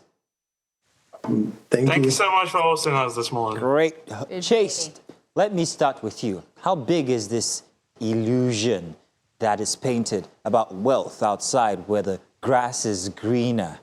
What is it like out there? I think it's a beautiful world from wherever you see the experiences. And if I would toot the horn of my friend who is also on this podcast, who happens to be moved to having his American dream as a Nigerian student, has a stamp on Fortune 500 companies, and also doing the best in his real estate and also helping people relocate. Yes, that's me tooting his on right in front of him. Truly, it's different from everybody's situation. Everyone wants to move out of the country, but they automatically get on a plane. Relocation is not a miracle for everybody. You don't want to jackpot and the essence of jackpot dying. It's not an illusion because people always get their American dream, their UK dream, irrespective where they find themselves. Optimism is the largest. And you see Nigerian remittance funds come from the diaspora. A lot of people have families abroad, either they've had to sell landed property to get them relocating abroad. But whether you like it or not, we still have people getting their shine done. Why people are still a work in progress, like myself and a lot of other people trying to adapt and move, we still have a better work to do there to know that what should be the conversation? How do I leave Nigeria to what am I building when I get there? And how do I make it sustainable? Because jackpot is not the destination. It's simply a change of location. What you build afterward is the real story. Right. Olatunji, now, of course, we hear there's a lot of opportunities. Chase has talked about, how we've helped a lot of people move. What would you say is the real reality? Some people are expecting to just, land and everything is green. But what are other realities that people don't really talk about? Okay. Thank you. Chase, it's a pleasure seeing you here again. We actually once met, We actually once met at United Nations. Good to see you here again. So I would say I think it's about perspective. There are better opportunities in the US, I would say that, as someone that has actually experienced it. And also there's the other side. And for people to take advantage of that opportunity, I would say, number one thing, it's the people you get to meet when you get to this place. For example, when I got here, what I was told about US is actually different. When you come, you hustle, you do this. But when I got here, the people I met as an international student, I remember they told me, okay, as soon as you are done with your school, you can get a good job in some of the biggest companies in the world, which was an illusion to me before I got to the US. And, meeting the people here, some friends say, I just got a job with Apple, I just got a job with Facebook, I just got a job with Walmart, and some of those people have been in 6 digits. And when I also graduated before that time, I also got a job. So my path's a bit different, but ultimately, what I've seen is when you get to this country, the people you meet first, to a very good extent, they would determine the destination, and they would actually determine what happens to you later, because it's the information they say to you. So when you get here, people believe that things are not possible. You can't achieve this within a short period of time. You are just going to believe those things hook, line, and sinker.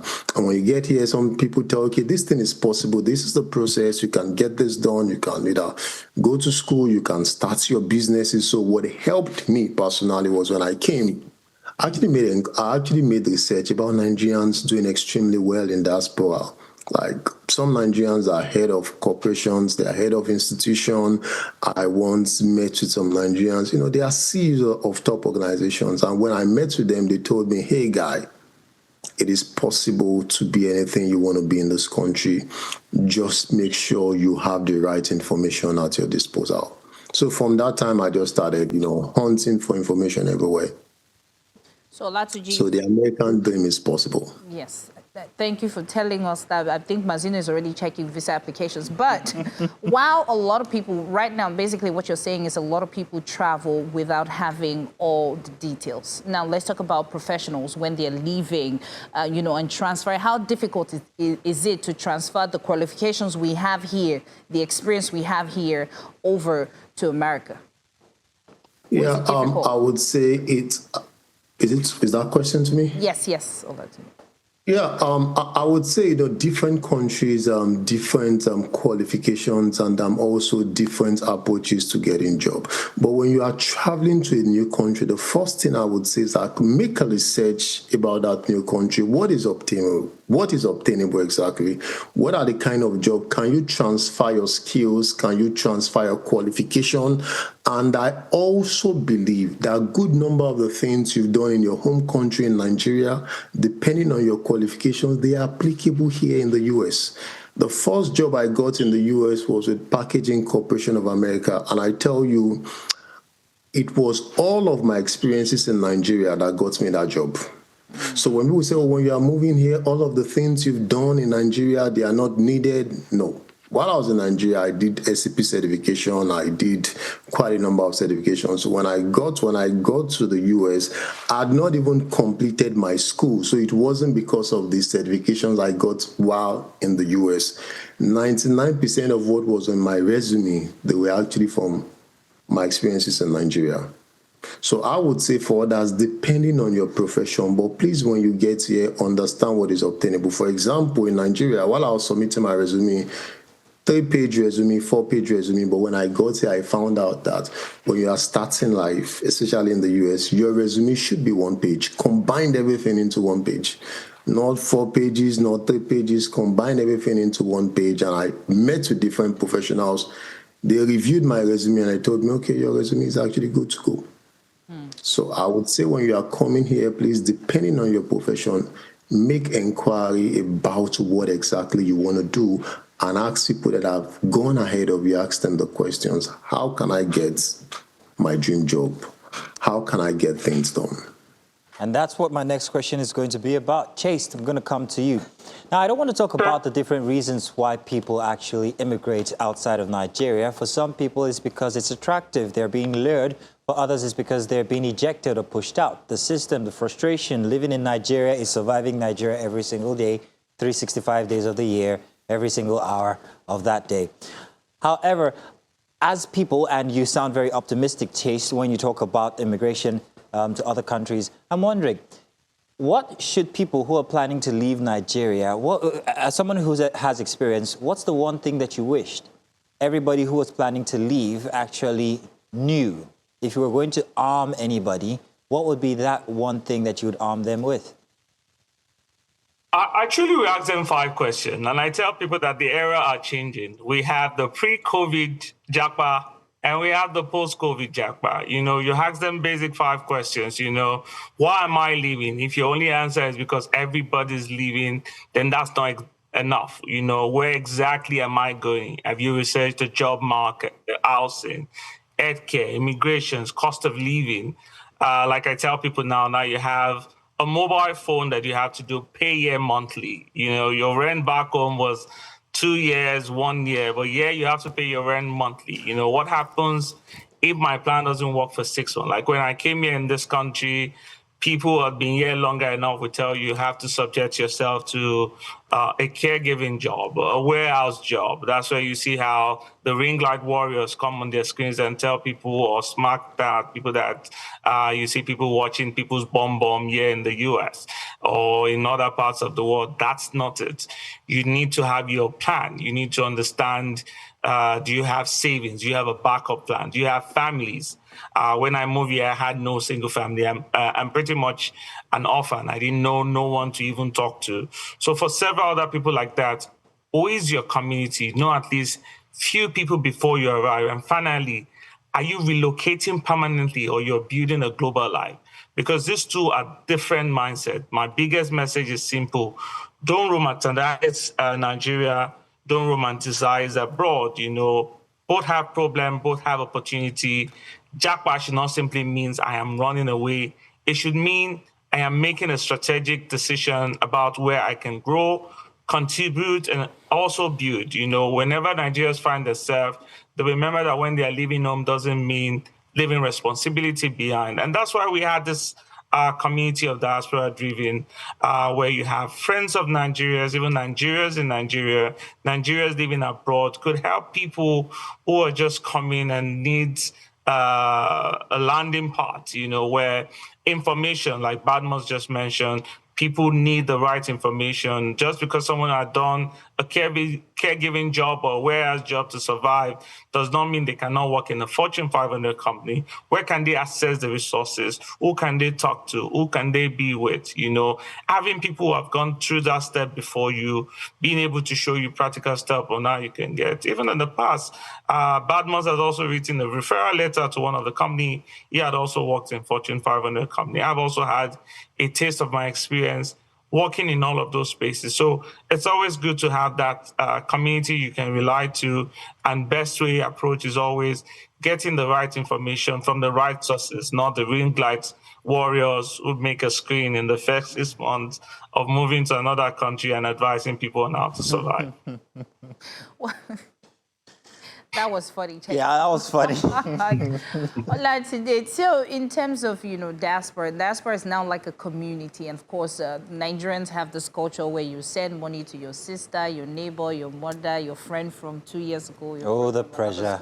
It's a whole lot. Once you travel, you become a special kind of a bank. Caregiver. Now, in terms of how the amount of money coming from diaspora into the development of Nigeria, would you say that Nigeria has done enough or is doing enough to maximize that community? I think Nigeria is actually benefiting from diaspora, but we are not yet maximizing that opportunity because I really think the bigger picture here should be about transfer, rather than just sending money home, you know, sending money to people, building house and doing quite a number of things, which is good. I actually love that. But we should also focus on transfer in terms of knowledge transfer, information transfer, opportunity transfer, and capital transfer, which I believe Nigeria should actually take a huge advantage of that. Also, we should build a stronger diaspora community between Nigeria and people in diaspora, so we'll be able to transfer huge knowledge. I know of some of my friends from China, and what they do besides sending home is they have strong community here in the US where they run exchange programs to students in China. And we can actually do that, where Nigerians in diaspora, just besides sending money, we can expose people to good quality of life, expose people to opportunities that are here. How can they take advantage of those opportunities? There are Nigerians that are doing exceptionally well here. They are doctors, they are lawyers, they are politicians. You'll be so surprised when you see Nigerians doing extremely well in these places, I'm telling you. So how do we connect those people back home? Not just sending money, but giving information, quality information. There's a guy somewhere in Ibadan, in Aba, that doesn't understand that you can be in your home there in Aba and have access to remote job here in the US. Without even leaving Nigeria, from the comfort of your home, and you're going to be paid in dollars. So those opportunities are there. And that is why it is important we create that. The Nigerian government should also create that institutions where people in Nigeria, youth in Nigeria, can also leverage on real informations. Some of the companies I've worked for, I've seen companies where they are going to employ people from India, locals, to do certain jobs that they don't want to give professionals, and they are paying in thousands of dollars. So we can, I've been thinking about it, and like Chase said, there's this wonderful group we have where we also disseminate information. But besides that, we should also have government institutions that would also look into that as well. Not just, sending money back home, but let's give quality information, quality access to opportunity, remote jobs, AI training, that you can be in Nigeria without traveling in Nigeria, but you can have exposure to global opportunities, that while in your home, you can be employed in some of those big organizations. Well, Mr. Badmus, good that you should actually bring this conversation here, because once you're outside the country, you're seen as the golden goose that lays the golden egg. That's true. To every single family. But it's a big community, the diaspora. And of course, there is plenty of help that they give back home here to the families, to the people. Some people have investments, and that's where I'm going. How can we maximize this diaspora engine? Give a man a fish and he'll be back tomorrow. Teach him how to fish and he'll be gone forever. I'm wondering whether our orientation is what's wrong. Why can't we seem to invest more in Nigeria as a diaspora community? Is it the policies that are making us incapable of doing that, or is it our orientation? Mr. Badmus. Yeah, I would say two things. First thing, we need, we also need government institutions. For example, there are Nigerians that have actually gone back to Nigeria. They've actually done businesses in Nigeria, and to some extent, their hands have been burnt. A while ago, I know of some Nigerians that went back home, for the fear of security. For some example, they had to quit the job, they had to quit all of their investment, and they left. That's number one. And number two is also perspective as well. There's this perspective sometimes from the media, oh, don't go to Nigeria, don't do businesses in Nigeria, things are not good. I would say that is not true. I've done business in Nigeria, and I have some people that have also done businesses in Nigeria, and they are doing extremely well. So there are two things. The media also play a very vital role in disseminating information. Because sometimes people stay here, or the information will get back home, oh man, it's crazy out there. You go there, someone is going to deal with you. If you do businesses in Nigeria, it's going to crumble. They see every country, they have their own issues. Like in US, they also have issues with businesses. The same thing in Nigeria.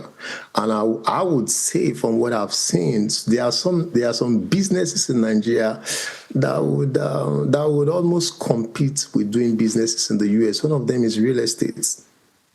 As long as you understand, you understand how to go about it. So there are businesses in Nigeria that are doing well. And one thing, we need government institutions. We need strong government institutions to encourage people, not just encourage people. When people come, the right information to be given to them. And number two, the media also. The media should also project this good. Nigeria is not the worst country. I don't believe so. Every country have their issues. So when we keep projecting that information, good number. I know of people that are still doing jackpot, going back to Nigeria and doing businesses. So it's all about perspective. Nigeria is good to do businesses. To some people, it is good. To some people, it is bad. But to me, Nigeria is good. I have a couple of businesses in Nigeria, and I love Nigeria. Interesting. Talk about a man with a fishing net. Now, Chase, let's talk about culture shock. Of course, we've been talking about jobs and, possibilities.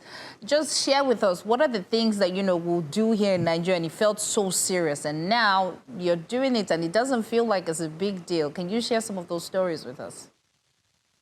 I don't want you to make me have that post-traumatic experience sharing that today, because that will bring another level of tears, water, and blood. I think one for me was, I worked in one of the Fortune 500 company here, and accent was a challenge. Oh, how do you speak? Where are you from? Is jollof rice spicy? Is Ghana jollof better than Nigerian jollof? Conversation you don't even want to have in an interview just because of the way you sound or the way you speak. It takes you from the professional capabilities of when they're engaging you or having those conversations with you. You've even had cases of where people are telling you the way you speak is bad English just because you've been colonized by the British and you have some sense of innate in your English or some sense of British pronunciation. Or when you have to call the lift and someone reminds you it's an elevator, and you get to hold the lift for me, or it's an elevator, or you do speak in a very fast impression, or you tend to want to greet someone, good morning, good afternoon, evening, and it seems as if you're invading their privacy. You find yourself in places whereby the level of degree or qualifications you've come in with or certification is not what enough to make you get a sense of bragging right. So it's a lot with culture shock, the type of food. Till date, I tell people, I'm over 6-7 years here in the United States, and I still struggle to eat their food, I still want to eat my Nigerian dishes, despite my doctor asking me to cut off and every cholesterol that comes with pounded yam. So there's a lot of changes, and that's why I say it doesn't all sound all ruly when we have that impression of people coming home, and that's why I would also call the government openly. I remember there was a time the Nigerian coordinating minister of technology had to invite Nigerians in the diaspora to an AI conference in Nigeria to share ideas and all of that. But truly beyond just getting some of these resources is to how to make sure it's totally implemented. We wanted to have a Nigerian startup house in the San Francisco houses here in the US, but that's already still a work in progress. So many times you see Nigerian tech startups who are coming into the US to seek investment, to seek venture support. And due to the environment is not a crisis, they give them room to be able to access the right funding. But you need government support. You need the collaboration of even people in the community to make sure whatever you're building technology-wise and the impression of how you dress. This is how I dress when I go to all those conferences. I try to represent Nigerians in those spaces. And it's also good that we respect home, we respect our culture, and we also practice what we preach when we're in those spaces. That's grand, absolutely grand. The Nigerian government won't pay you for that, but thank you for being patriotic, Chase. Now, Chase, you mentioned something that I want to double down on. My first experience when it comes to racist comments was, funny enough, from an African, North African, and this was in Dubai when he asked how I comb my nappy hair. He didn't ask out of curiosity, it was rather snarky. He went on to also degrade my presence by asking how come I knew who Nicole Scherzinger was because she passed by. And it gives me this idea that they think very little of other African countries just because of the difference in skin color. Now, you were out there in the America, and I'm like, how do you manage these kinds of interactions?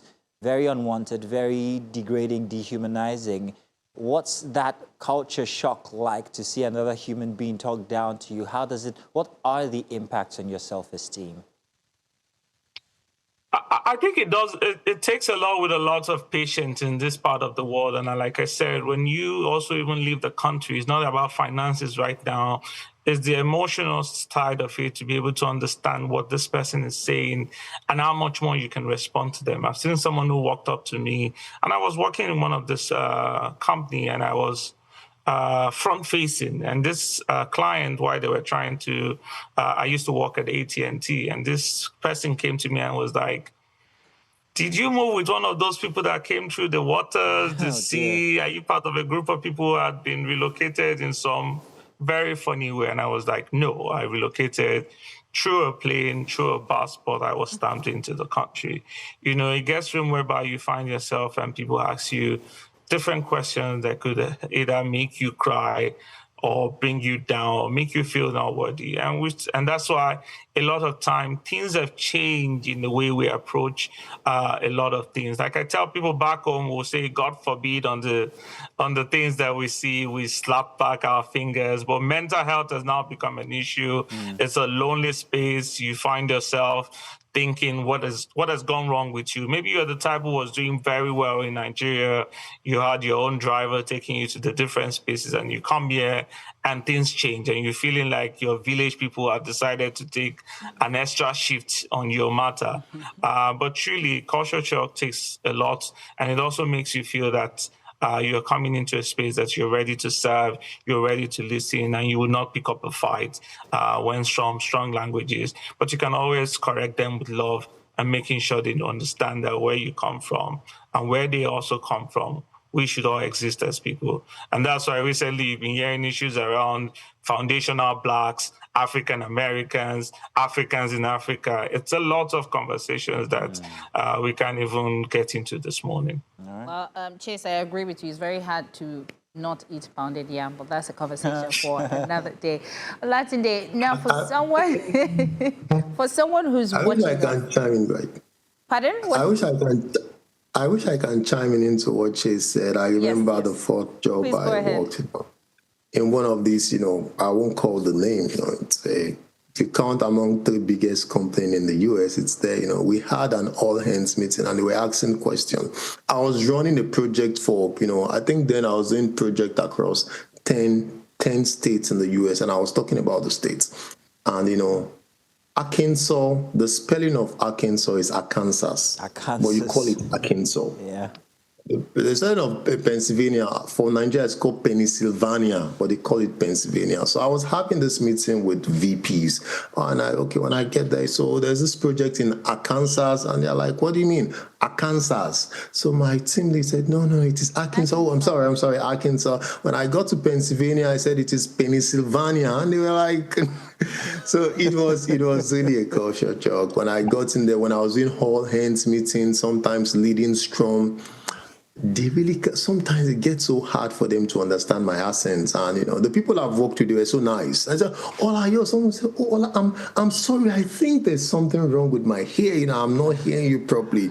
It's just a decent way of telling you that you have an accent, we can't hear you properly. So I had that, though they were nice anyway, where I worked, they were very, very nice in a very nice way. "Oh, I can't hear you." It took me a while. Mine was even a bigger shock because when I left Nigeria, not quite long, I started working and I was leading Scrum. And some of these people, they've been there for many years, so it's hard for them to hear me. There was one day I almost broke down. I had to go and learn how to pronounce those words correctly. So that's another thing people have to take into consideration when they're leaving Nigeria, that there might be that barricade when it comes to language and understanding. Yes. I don't know how big, I've never considered how big of an issue that would be until you've just explained how much of an issue it was. So now you have something to think about. Well, I think I'll do fine. I think I'll do all right. Before we round up this conversation, for a Nigerian right now who's watching and the person is desperately and seriously thinking, to leave Nigeria, what do you think they should ask themselves? What should they consider before they go ahead? I think it's about answering a good number of questions. Number one, why? Why do I want to relocate? Why do I want to relocate? Am I just relocating because people are traveling? And the other thing is, where am I relocating to? Do I want to go to the UK? Do I want to go to the US? And also, what do I do? What's the process? Am I going there as an international student? Do I want to go there on H-1B? Or do I want to go there on EB-1? Do I want to go there to start my businesses? It's going to help you. The way a student is going to relocate to, let's say, to the US, it's going to be different from a visitor relocating to the US. There are different opportunities per time. The way someone in Nigeria is going to relocate with an H-1B visa, EB-1, EB-2 visa, it's going to be different from someone that is coming in as an expat. So when you understand the category to which you are relocating to the US and understand how to transition that category into having your green card. You know, there are different categories, but just understand that you'll be able to transition that category into having a stay in the US. And the other one, it's who. When I get to the US, who are the people I'm going to relate to? The community. It matters a lot. Most people don't think about those things. They are just concerned, I want to travel. When you travel, I usually tell people the first set of people you meet in this country, they will determine your destiny to a very good extent. So if you know you are coming to a country, I would advise, make a research. I'm going to this country, the association, you know, there's this association called Diaspora Network that Chase talked about. Wonderful people are there. You're going to learn from people. People are doing extremely well. So when I came, I was in a student association, and later I founded, you know, the Nigerian Student Association in my campus. So I would say, when you get there, search for good association, not just association where people just talk rubbish, things are not possible. Find professional associations where people are doing extremely well. They would help you move faster. And if you cannot find, create one, like the way I did, and like the way Chase did also. People should consider why, where, what, who. They are very important before you go. Not just the money. Why, where, what, who? These are very good ones. Yep. Thank you very much. Mr. Olatunde Badmus, the man with the fishing nets, thank you very much. And of course, Chase, you chased that dream right all the way there, didn't you? Congratulations on your endeavors. I did. And I did. I hope that you apply also whatever it is you're learning there to Nigerians who might be interested, or maybe even make an engine for us out there in the diaspora where Nigerians can benefit from. It's one good thing to live a comfortable life outside. It's another thing to impact the people you left behind. And we're hoping that the kinds like you guys will be that for us here in Nigeria. Thank you very much, gentlemen. Thank you. Thank you. Thank you so much for hosting us. Awesome. That's the end for this conversation. Let's go on a short break. When we return, breakfast continues.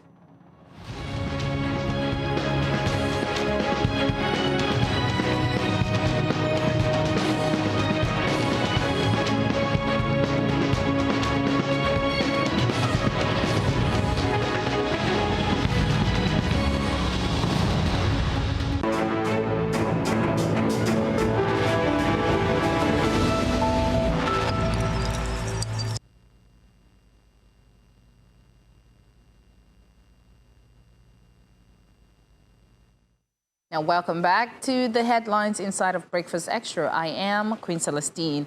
Now, the Accord Party and the All Progressives Congress are trading accusations of violence and intimidation as political activities intensify ahead of the August 15 Osun governorship election. The Mole Campaign Council has accused the Osun State Police Command and APC supporters of attacking its members, alleging that police officers accompanied suspected thugs during an incident in Ilesha. The council also claimed that some Accord leaders had been targeted in arrests and attacks and called on Inspector General of Police Tunji Disu to intervene. The APC, however, has rejected the allegations and accused Accord supporters of violent attacks during the campaign. Resort to blackmailing and violence. This morning, we decided to do rally in 2 of our wards, Ward 4 and 5. We started from a place called Omofe. To our amusement and surprise, the chief whip of the House of Assembly, Akede, Wale, they call him Water, drove past, and people exchanged pleasantry with him because we are a peace-loving political party. Shortly after, we saw him and his men shot into the air. we continued with our rally. But to our greatest surprise, he turned back and came and shot into the crowd. In the process, 4 people were hit by bullets. An innocent young boy, 15-year-old boy, in his mother's shop was hit by stray bullets. We had to rush him to the hospital. There's a passerby, Mohammed Odereba, a truck driver that was going to another northern part of the country. His truck was hit with bullets, and the motorboy was also hit by stray bullets. And about 3 members of our party were also touched. I mean, this is quite unfortunate. It was a peaceful rally. We have said it that Governor Lake doesn't have anything to campaign with. People thought we were joking. I mean, why would you resort to violence? And I'm sure you would have also amazed you seeing videos around where Accord party members are getting people to take oath just because of 10,000 naira that they will vote for.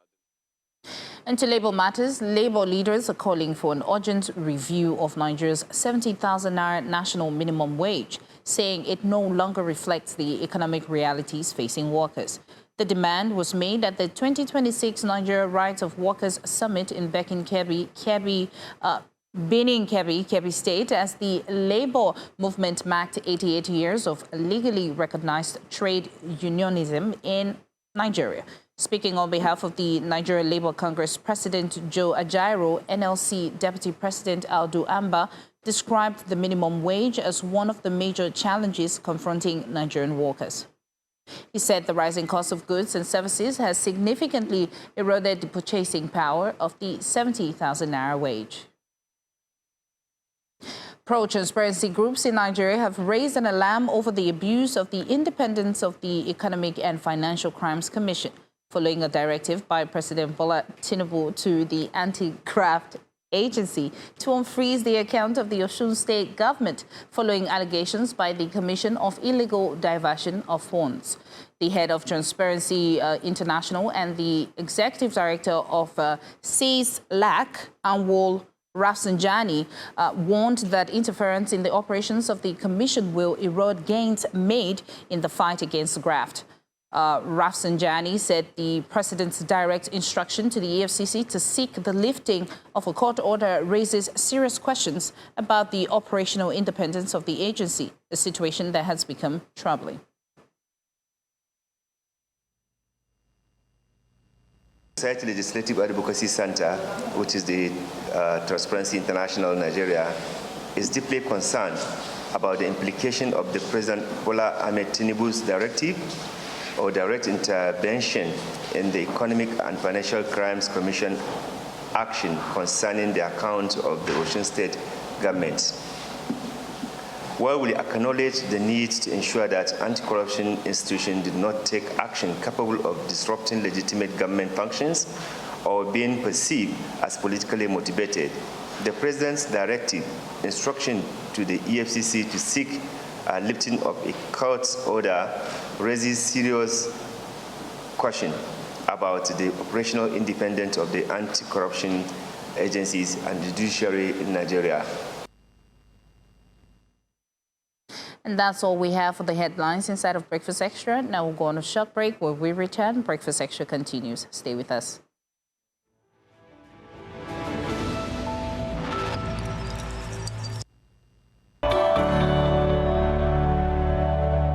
Welcome back. It's the final hour here for Breakfast Extra. Mazino Appeal and, of course, Queen Celestine. Now, for many Lagos residents, encounters with street touts, popularly known as agberos, have become part of navigating the city. But for News Central reporter Ibukun Oluwa, one such encounter recently became a much more concerning experience when an agbero allegedly came dangerously close to hitting her. Now, what happened during that encounter and what does her experience tell us about the risk residents face in their everyday movement? And beyond her personal experience, it also raises broader questions about street touting, harassment, and the role of authorities in regulating activities around Lagos transport system. Now, let's play you this report. Lagos State is known as the center of excellence, Nigeria's commercial hub, and one of Africa's fastest-growing megacities. Yet, beneath its vibrant economy lies a persistent challenge. For thousands of Lagosians, getting to work or running daily errands often involves navigating much more than just traffic. Many residents say that they are routinely confronted by street touts, popularly known as agberos, who allegedly demand money, intimidate commuters, journalists, and commercial drivers, and often resort to violence when challenged. The experience wasn't good. I remember I was sitting in a bus and they needed to collect money from the driver. And apparently the driver had given one of them money before and another one came to collect money again.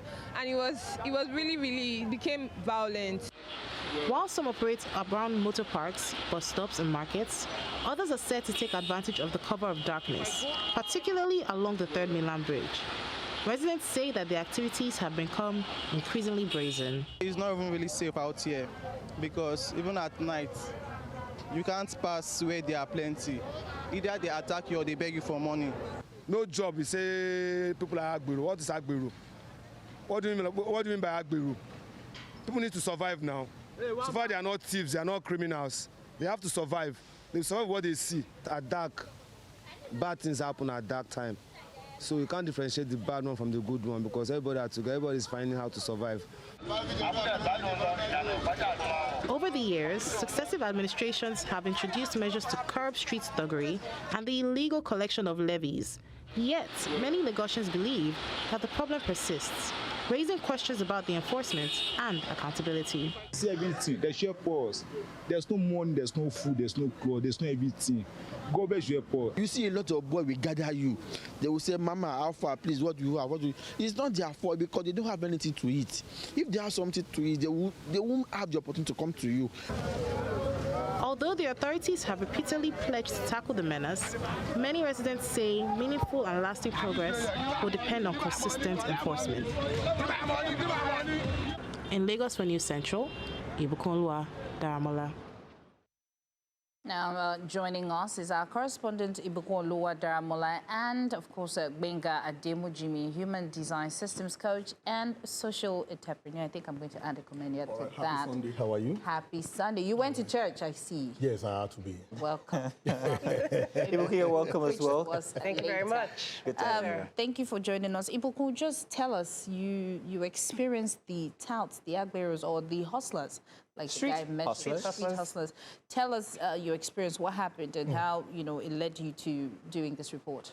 All right, thank you very much for asking. So on this particular day, we were out on the field. That's myself and members of the team conducting Vox Pops. That's when we go out and we speak to people, ask them questions about whatever the subject matter is. And while we were at Bega, that is not too far from here, we were at Bega asking people questions. There was a lot of commotion going on behind us, and we had a camera out. And the camera just so happened to catch the commotion behind us. And I don't think they liked that very much. Meanwhile, we were not there for them. We were there conducting our own business, and they were going about their activities. They were beating someone up in the background. And I was standing behind the camera, and next thing I knew, someone came from behind me and hit me across the face from here.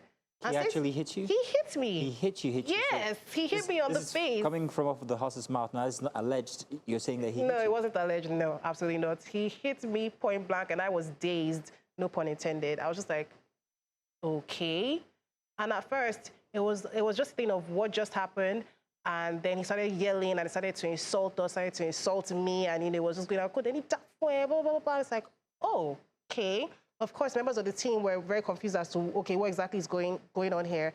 He got pretty violent. He shoved the camera operator, kicked the tripod, attempted to push the camera down. Do we have him on camera? You did say that we have that individual on camera. Was that the one with the green beret? Yes, precisely him. Okay, he's the one. That guy. Yes, precisely. He was the aggressor in this entire thing. He was very ticked off as opposed to everybody else. He was swearing and he was cussing and he was just saying a whole bunch of stuff. And of course, everybody was very, very upset. But the first thing we had to do was to make sure to de-escalate the situation, because in situations like this, we were outnumbered like crazy. There were lots of them who just came out in numbers. I don't know where they came from. They grew from out the concrete, actually.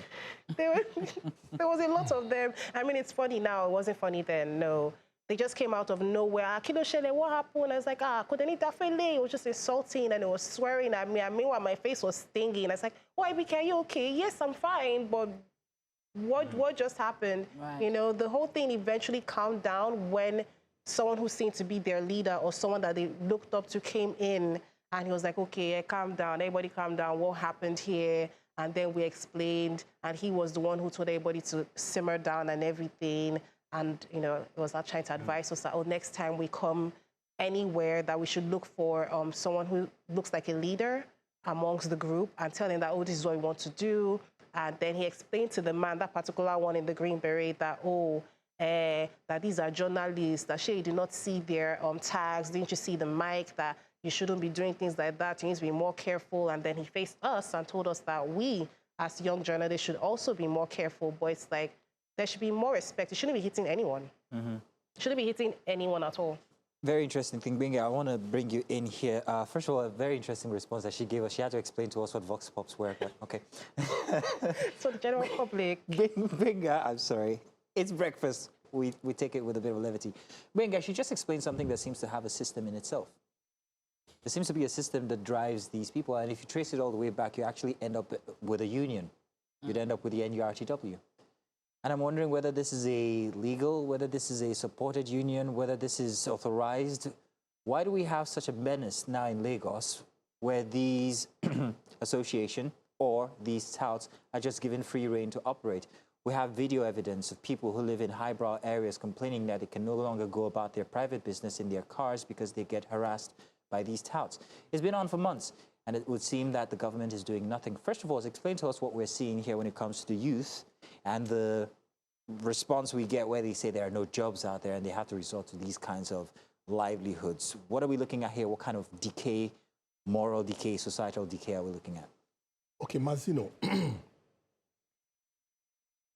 a people without history has no future. And when non-state actors are empowered by state actors, lawlessness becomes a law. So, for every level of negotiation, there is a benefit.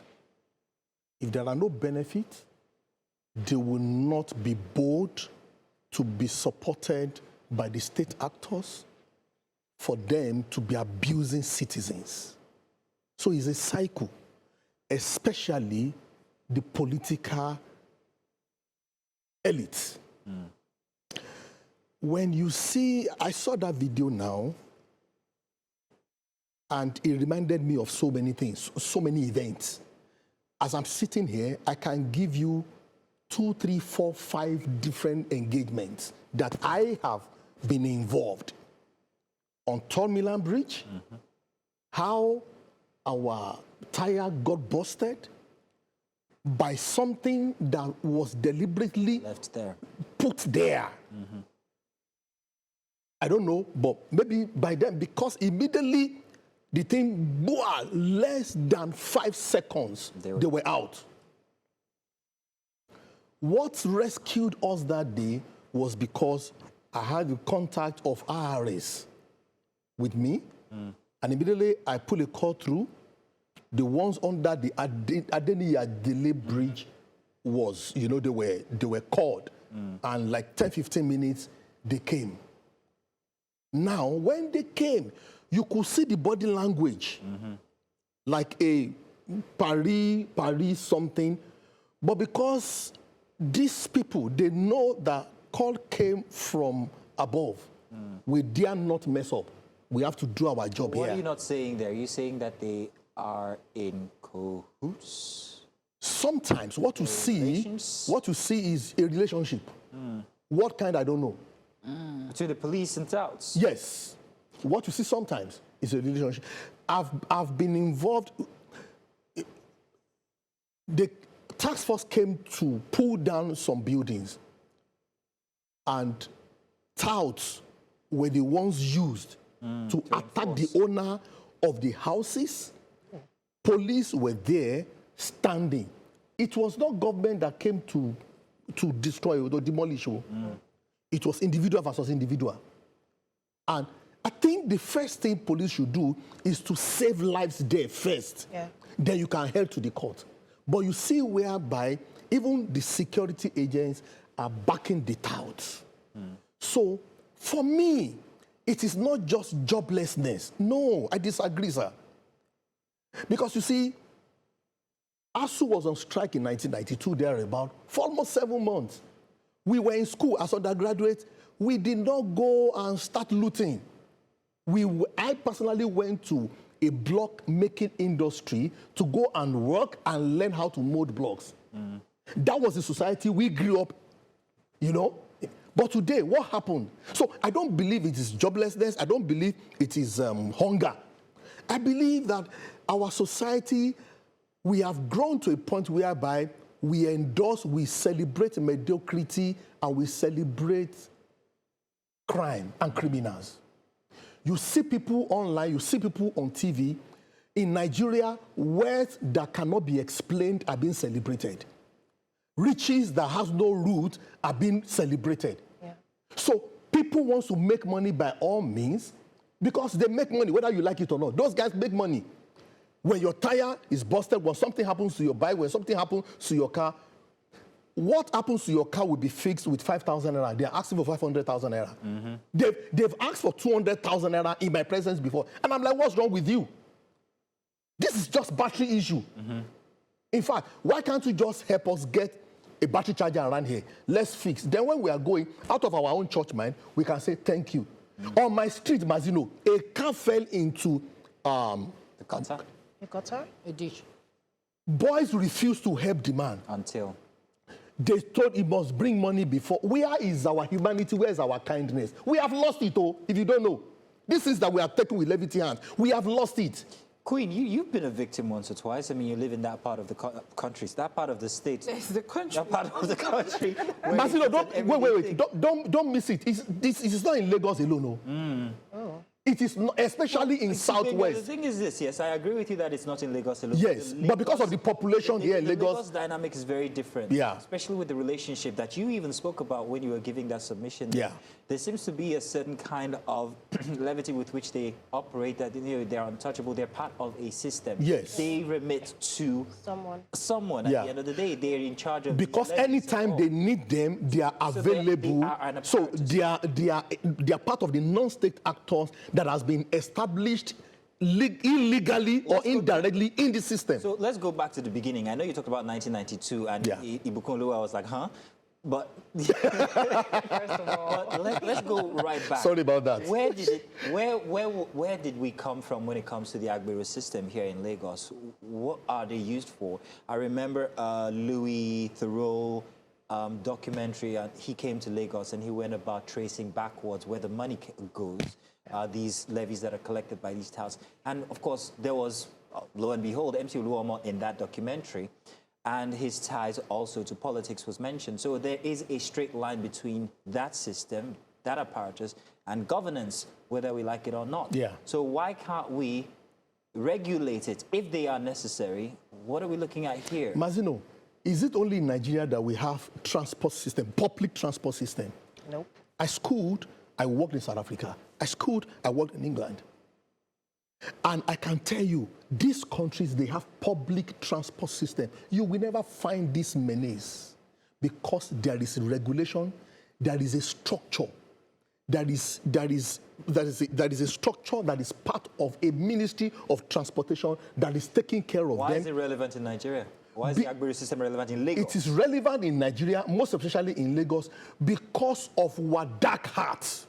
Whose dark heart? We generally.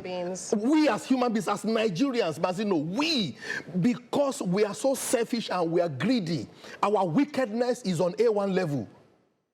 How do you expect, you want to do politics and the next thing you are thinking is how to take the life of your neighbor? How?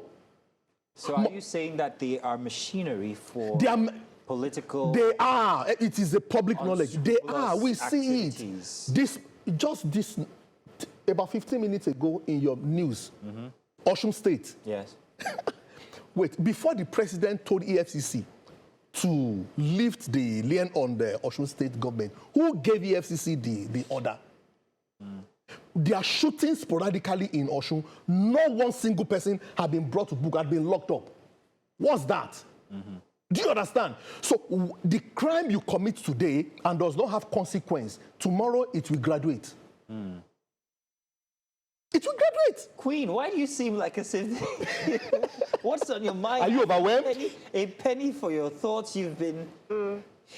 Because I've experienced them. So this is a traumatic experience for you. It is.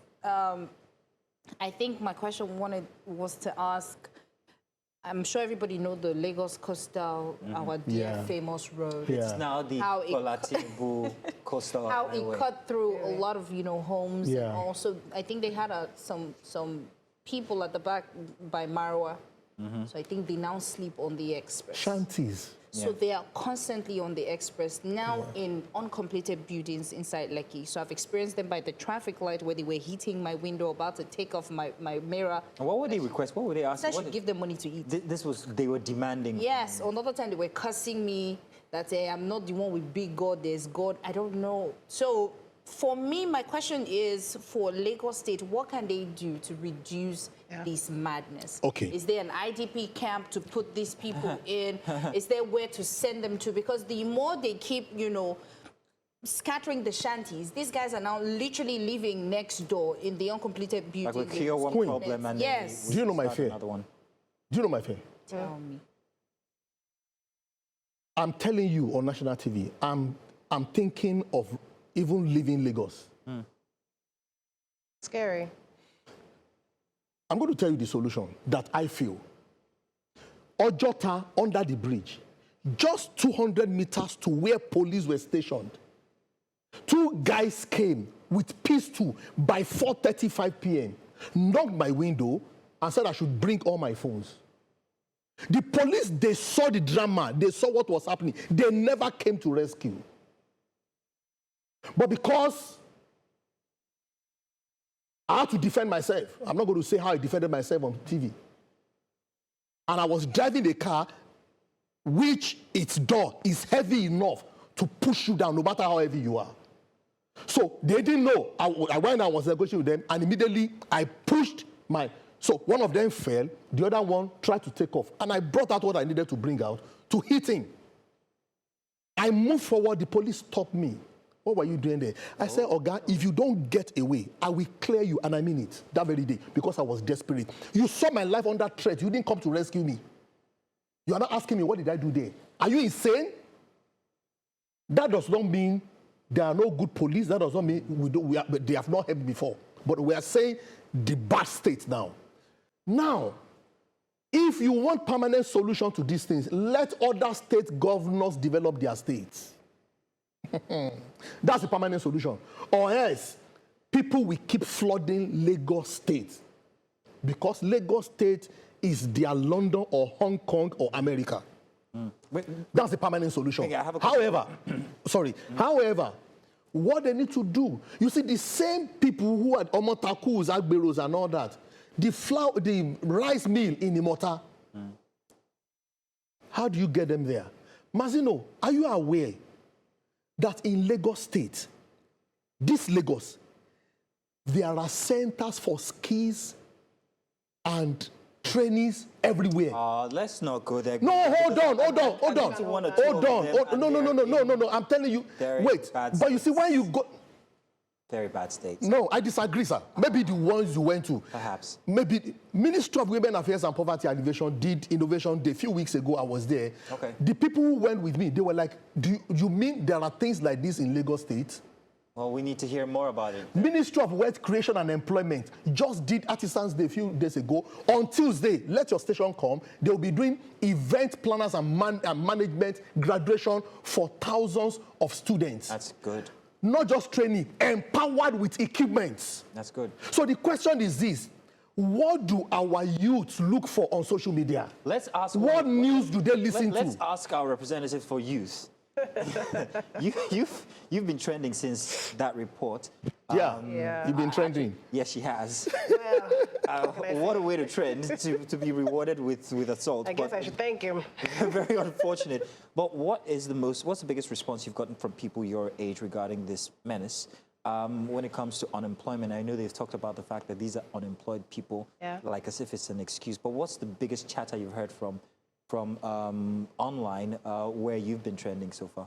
Okay, so ever since that video went viral unexpectedly, the response I've gotten from most people is outrage, obviously, across both genders. People are angry and annoyed at the fact that this brazen attitude has been allowed to continue, because everybody is of the belief that if the government, this is part of what I have been saying, that if the government wanted to do something about this, they would have by now.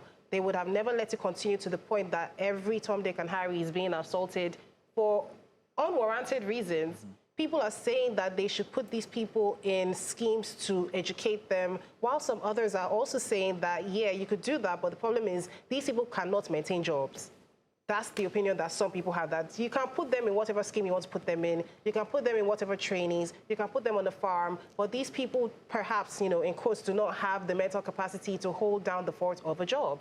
That's what some people are saying as well. So it's not just a thing of, oh, get them off the streets, which I feel like they should, but it's like, get them off the streets to where? To do what?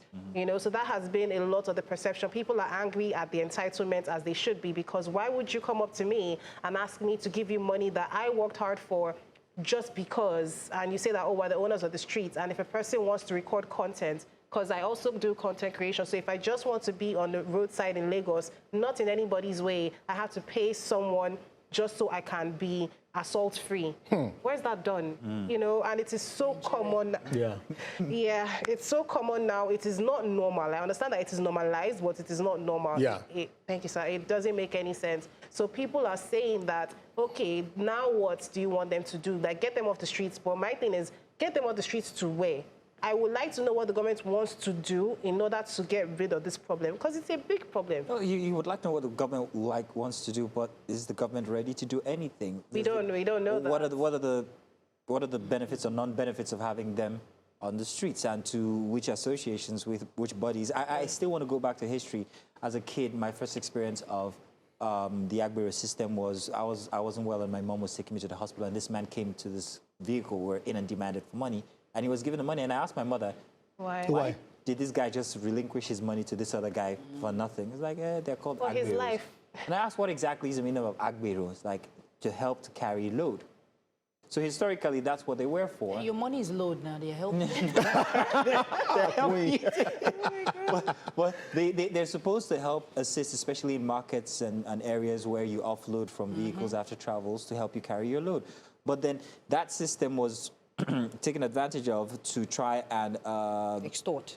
Not extort in the beginning, but to remit to regulate. Mazino, primarily they were supposed to market locations. Exactly. We are going to First Stack. Queen, where are you going? Oh, I'm going to Shasha. Don't worry. First Stack is 500. Shasha is 400. That was the initial. So basically, the conductor. Thank you. Conductor. Then they can help you. You have load, let me carry. Then out of your own out of your own church mind, out of your own kindness, you cannot say so. Do you understand? So that becomes an entitlement system as time goes on. So basically, you're saying that Nigerians, out of the goodness of our heart, we created something. A monster. We created. Thank you. So back to you, Darams. Entitlement. You've been looking at her on Instagram. That's why you're calling her Darams.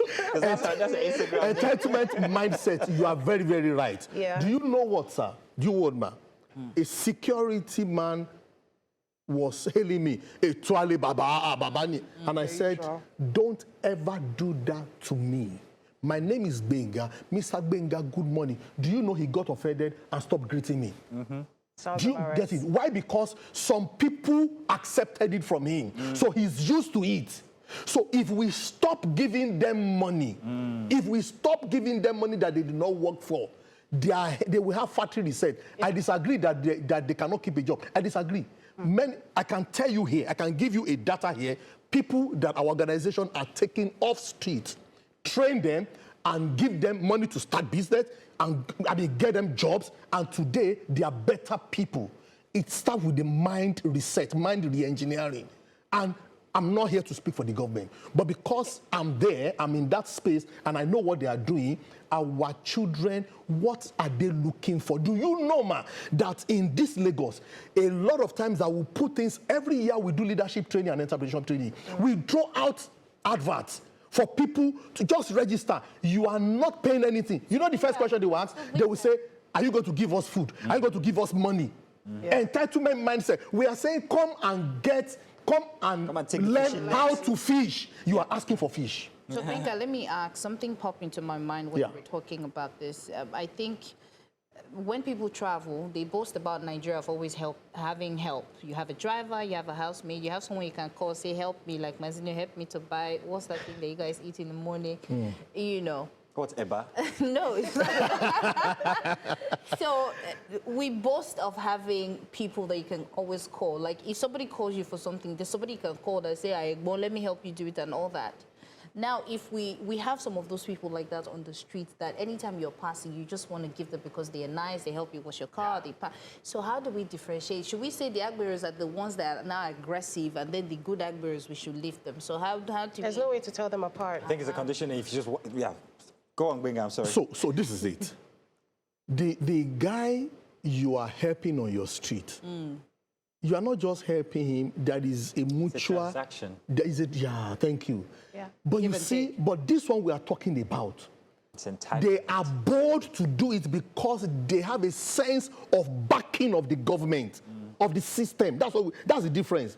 Felicia on your street or Kayode on your street, if you don't give him, the worst he can do... He won't greet you. He won't greet you. That's the worst. It's not if you see you to greet. Thank you. And that does not stop you from getting another Rebecca. That's it. But you see, in doing that, what I do, I don't just give money. I don't just dash you clothes.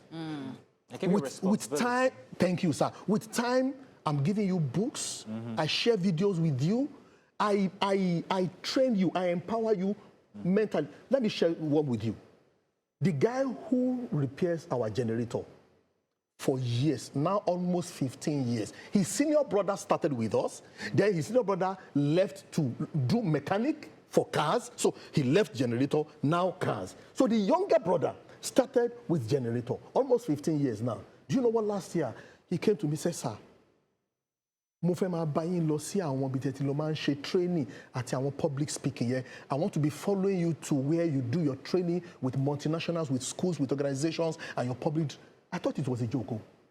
This year, he had followed me to 5. Wow. This year. That's great. That's beautiful. And guess what?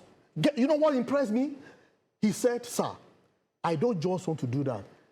I think in future, generator may go down. Now I am seeing solar. Can you help me tell? Can you help me tell mommy? That's my wife. My wife is an architectural and interior designer. Can you help me tell mommy that all the buildings, all the houses she is doing, that the engineer that is helping him to fix the light, that I want to train within about solar. Nice. My head burst. I said, Rahman, I will do anything for you. That's beautiful. Now the Rahman that you see, wearing dirty clothes when he's fixing generator. When you see him with me now he's the one teaching me how to wear native. But everything we've spoken about today, everything that has been spoken about outside of here, the complaints, the concerns that Lagosians have, especially Lagosians have, has been on for for decades now. No, well, let's say recently now. For the past, since the start of the year, people, especially in Lekki, since after the coastal highway has pushed people out, they've been complaining. Celebrities have had pictures and all, but there seems to be an echoing silence from the government regarding this issue. This is our last question, so I'm hoping you can put everything in one lump. Yeah. Why are we having this silence? What do we need the government to do so that we can live standard lives in Lagos, especially where our security now is being compromised? Okay, Mazino, quick one. Let me say this.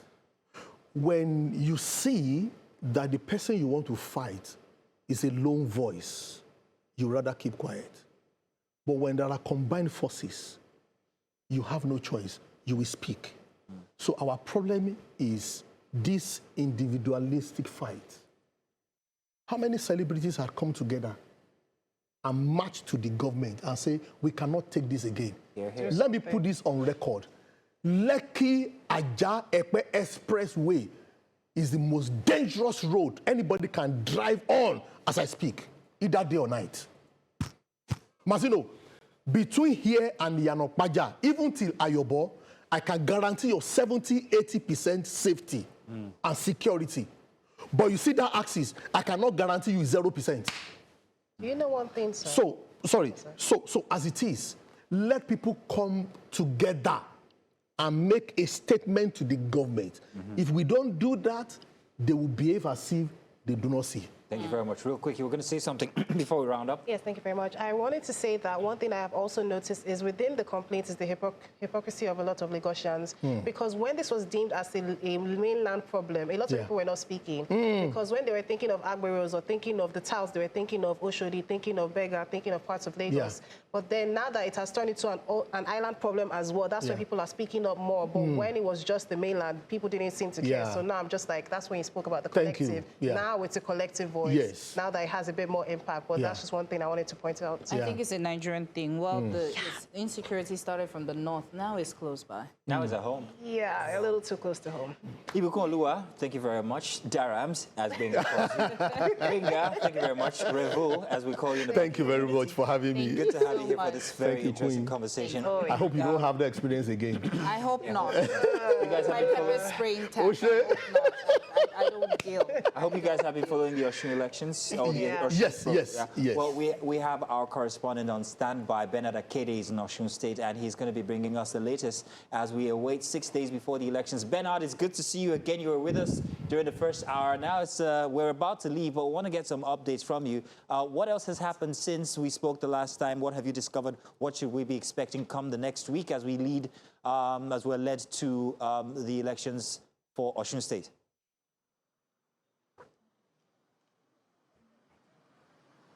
All right, thank you, guys. If you can look behind me, you'll see that there are flags, yellow and green flags, basically, signifying the stronghold of the ruling party, Accord Party. And that's because I am now in Ede, which is the hometown of the current governor, Governor Ademola Adeleke, where he actually is from.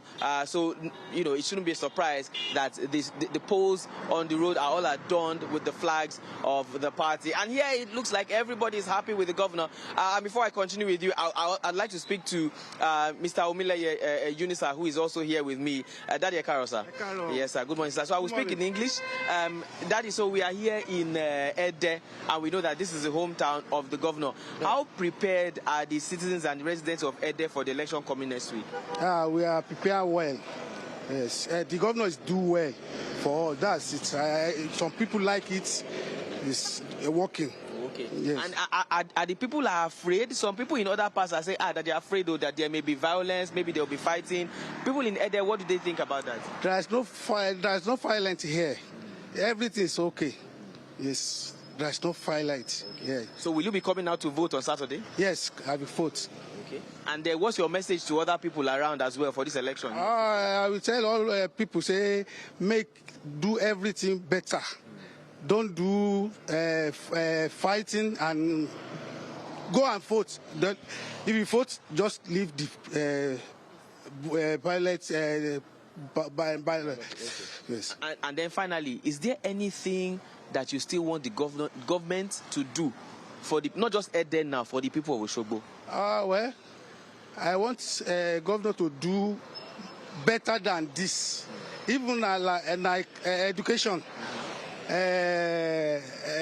What is called health. I want it to do. Then I need people to get work. That's it. Thank you so much, sir. Yeah, thank you. Oshigo, sir. Yeah. All right. So, Mazino, basically, it's pretty much the same thing, you know, we hear when it comes to the expectations of the people after, you know, the elections.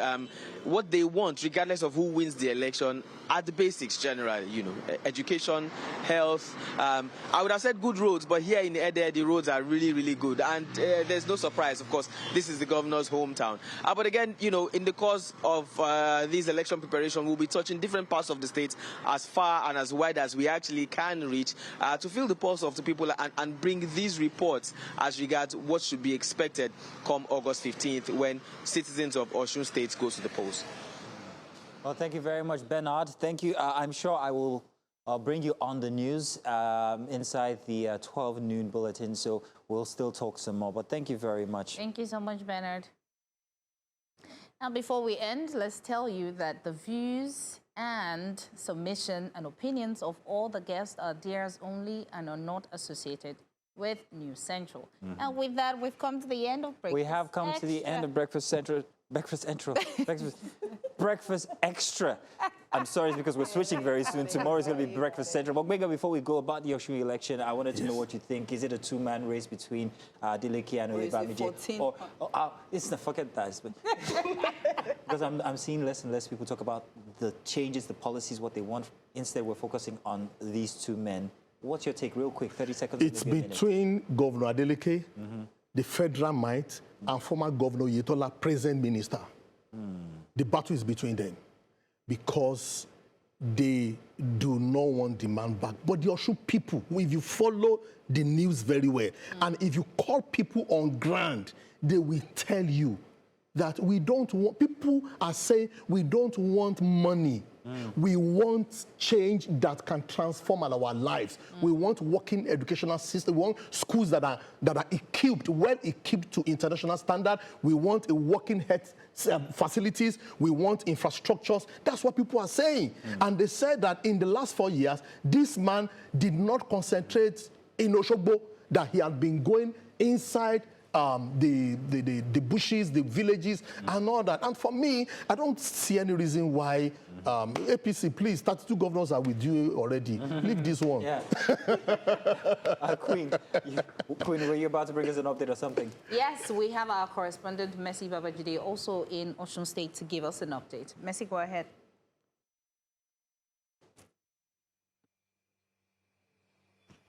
Hello, we are right in Ede now in Osun State, one of the towns in Osun. And with me is one of the mastermind of the civil society in Nigeria, Professor Oyedokun. Of course, we've heard from police, we've heard from all of the political parties. It would be nice to hear from the civil societies. Good afternoon. Good afternoon. Okay, my first question, as a civil society organization, what's your honest assessment of the political environment since it is exactly 6 days to the election? To every sane person, the spate of violence, the killings, is worrisome, and they are unnecessary because just like former President Jonathan said, no election is worth the blood of any Nigerian. And if politicians are sincere, there's no need to encourage their members and followers to participate in violence or to be so combative in the campaign processes. Number two, it's the quality of campaign. Some of us who are going to 60s will know that in the time past, exactly during the Second Republic, if we didn't witness the First Republic, the quality of campaign, the subject matter, and the manner in which they go about it is radically different from what is obtained these days. Having music stars to attract crowd is not it. People wanted to know in the past what would be the manifesto, the way they go about it, and so on and so forth. Even the personalities, some of these politicians had almost a cult-like personality, but the difference is what we are seeing. The content of the campaign, in Osun State, for instance, people are talking about the name. That is not campaign. The campaign should center around what you intend to do. You can even draw examples from what is being done right. If you go to Abia State now, you give kudos to the governor for the independent power plant, and if you go to Anambra, the ICT, and so on and so forth. If you go to Imo State, you see how the governor is driving the economy of the state, vis-a-vis the youth, especially the recent Delta State declaration on economic transformation of the state. Go to Nasarawa State and see what Governor Sule is doing about the partnership with the private something. That is how to drive the economy.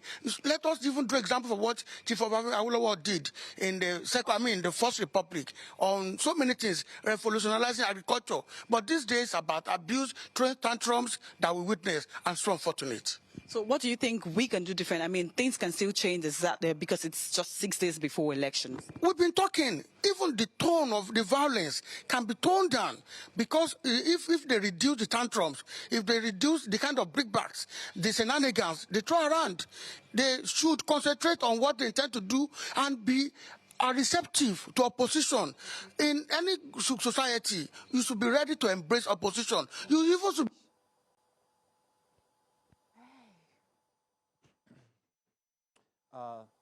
Hello, Mercy? Mercy, we seem to have lost audio there. Yes. We'll come back to the studio. Mercy, we seem to have lost audio, but not to worry. I will be on the 12 o'clock news, and I'm sure we'll be talking to our correspondents inside of Osun State to bring more detail. And he said something there that echoes what Benga actually talked about. He said, yes, talk about what you're going to do. We're tired of the fight. Benga, Revo, thank you very much. Thank you very much. Thank you very much. It's always good to end the show with other people other than Mazzino. Well, you know you love me. Queen. Well, we will see you during the weekend. Yes, indeed. Bye-bye, everybody.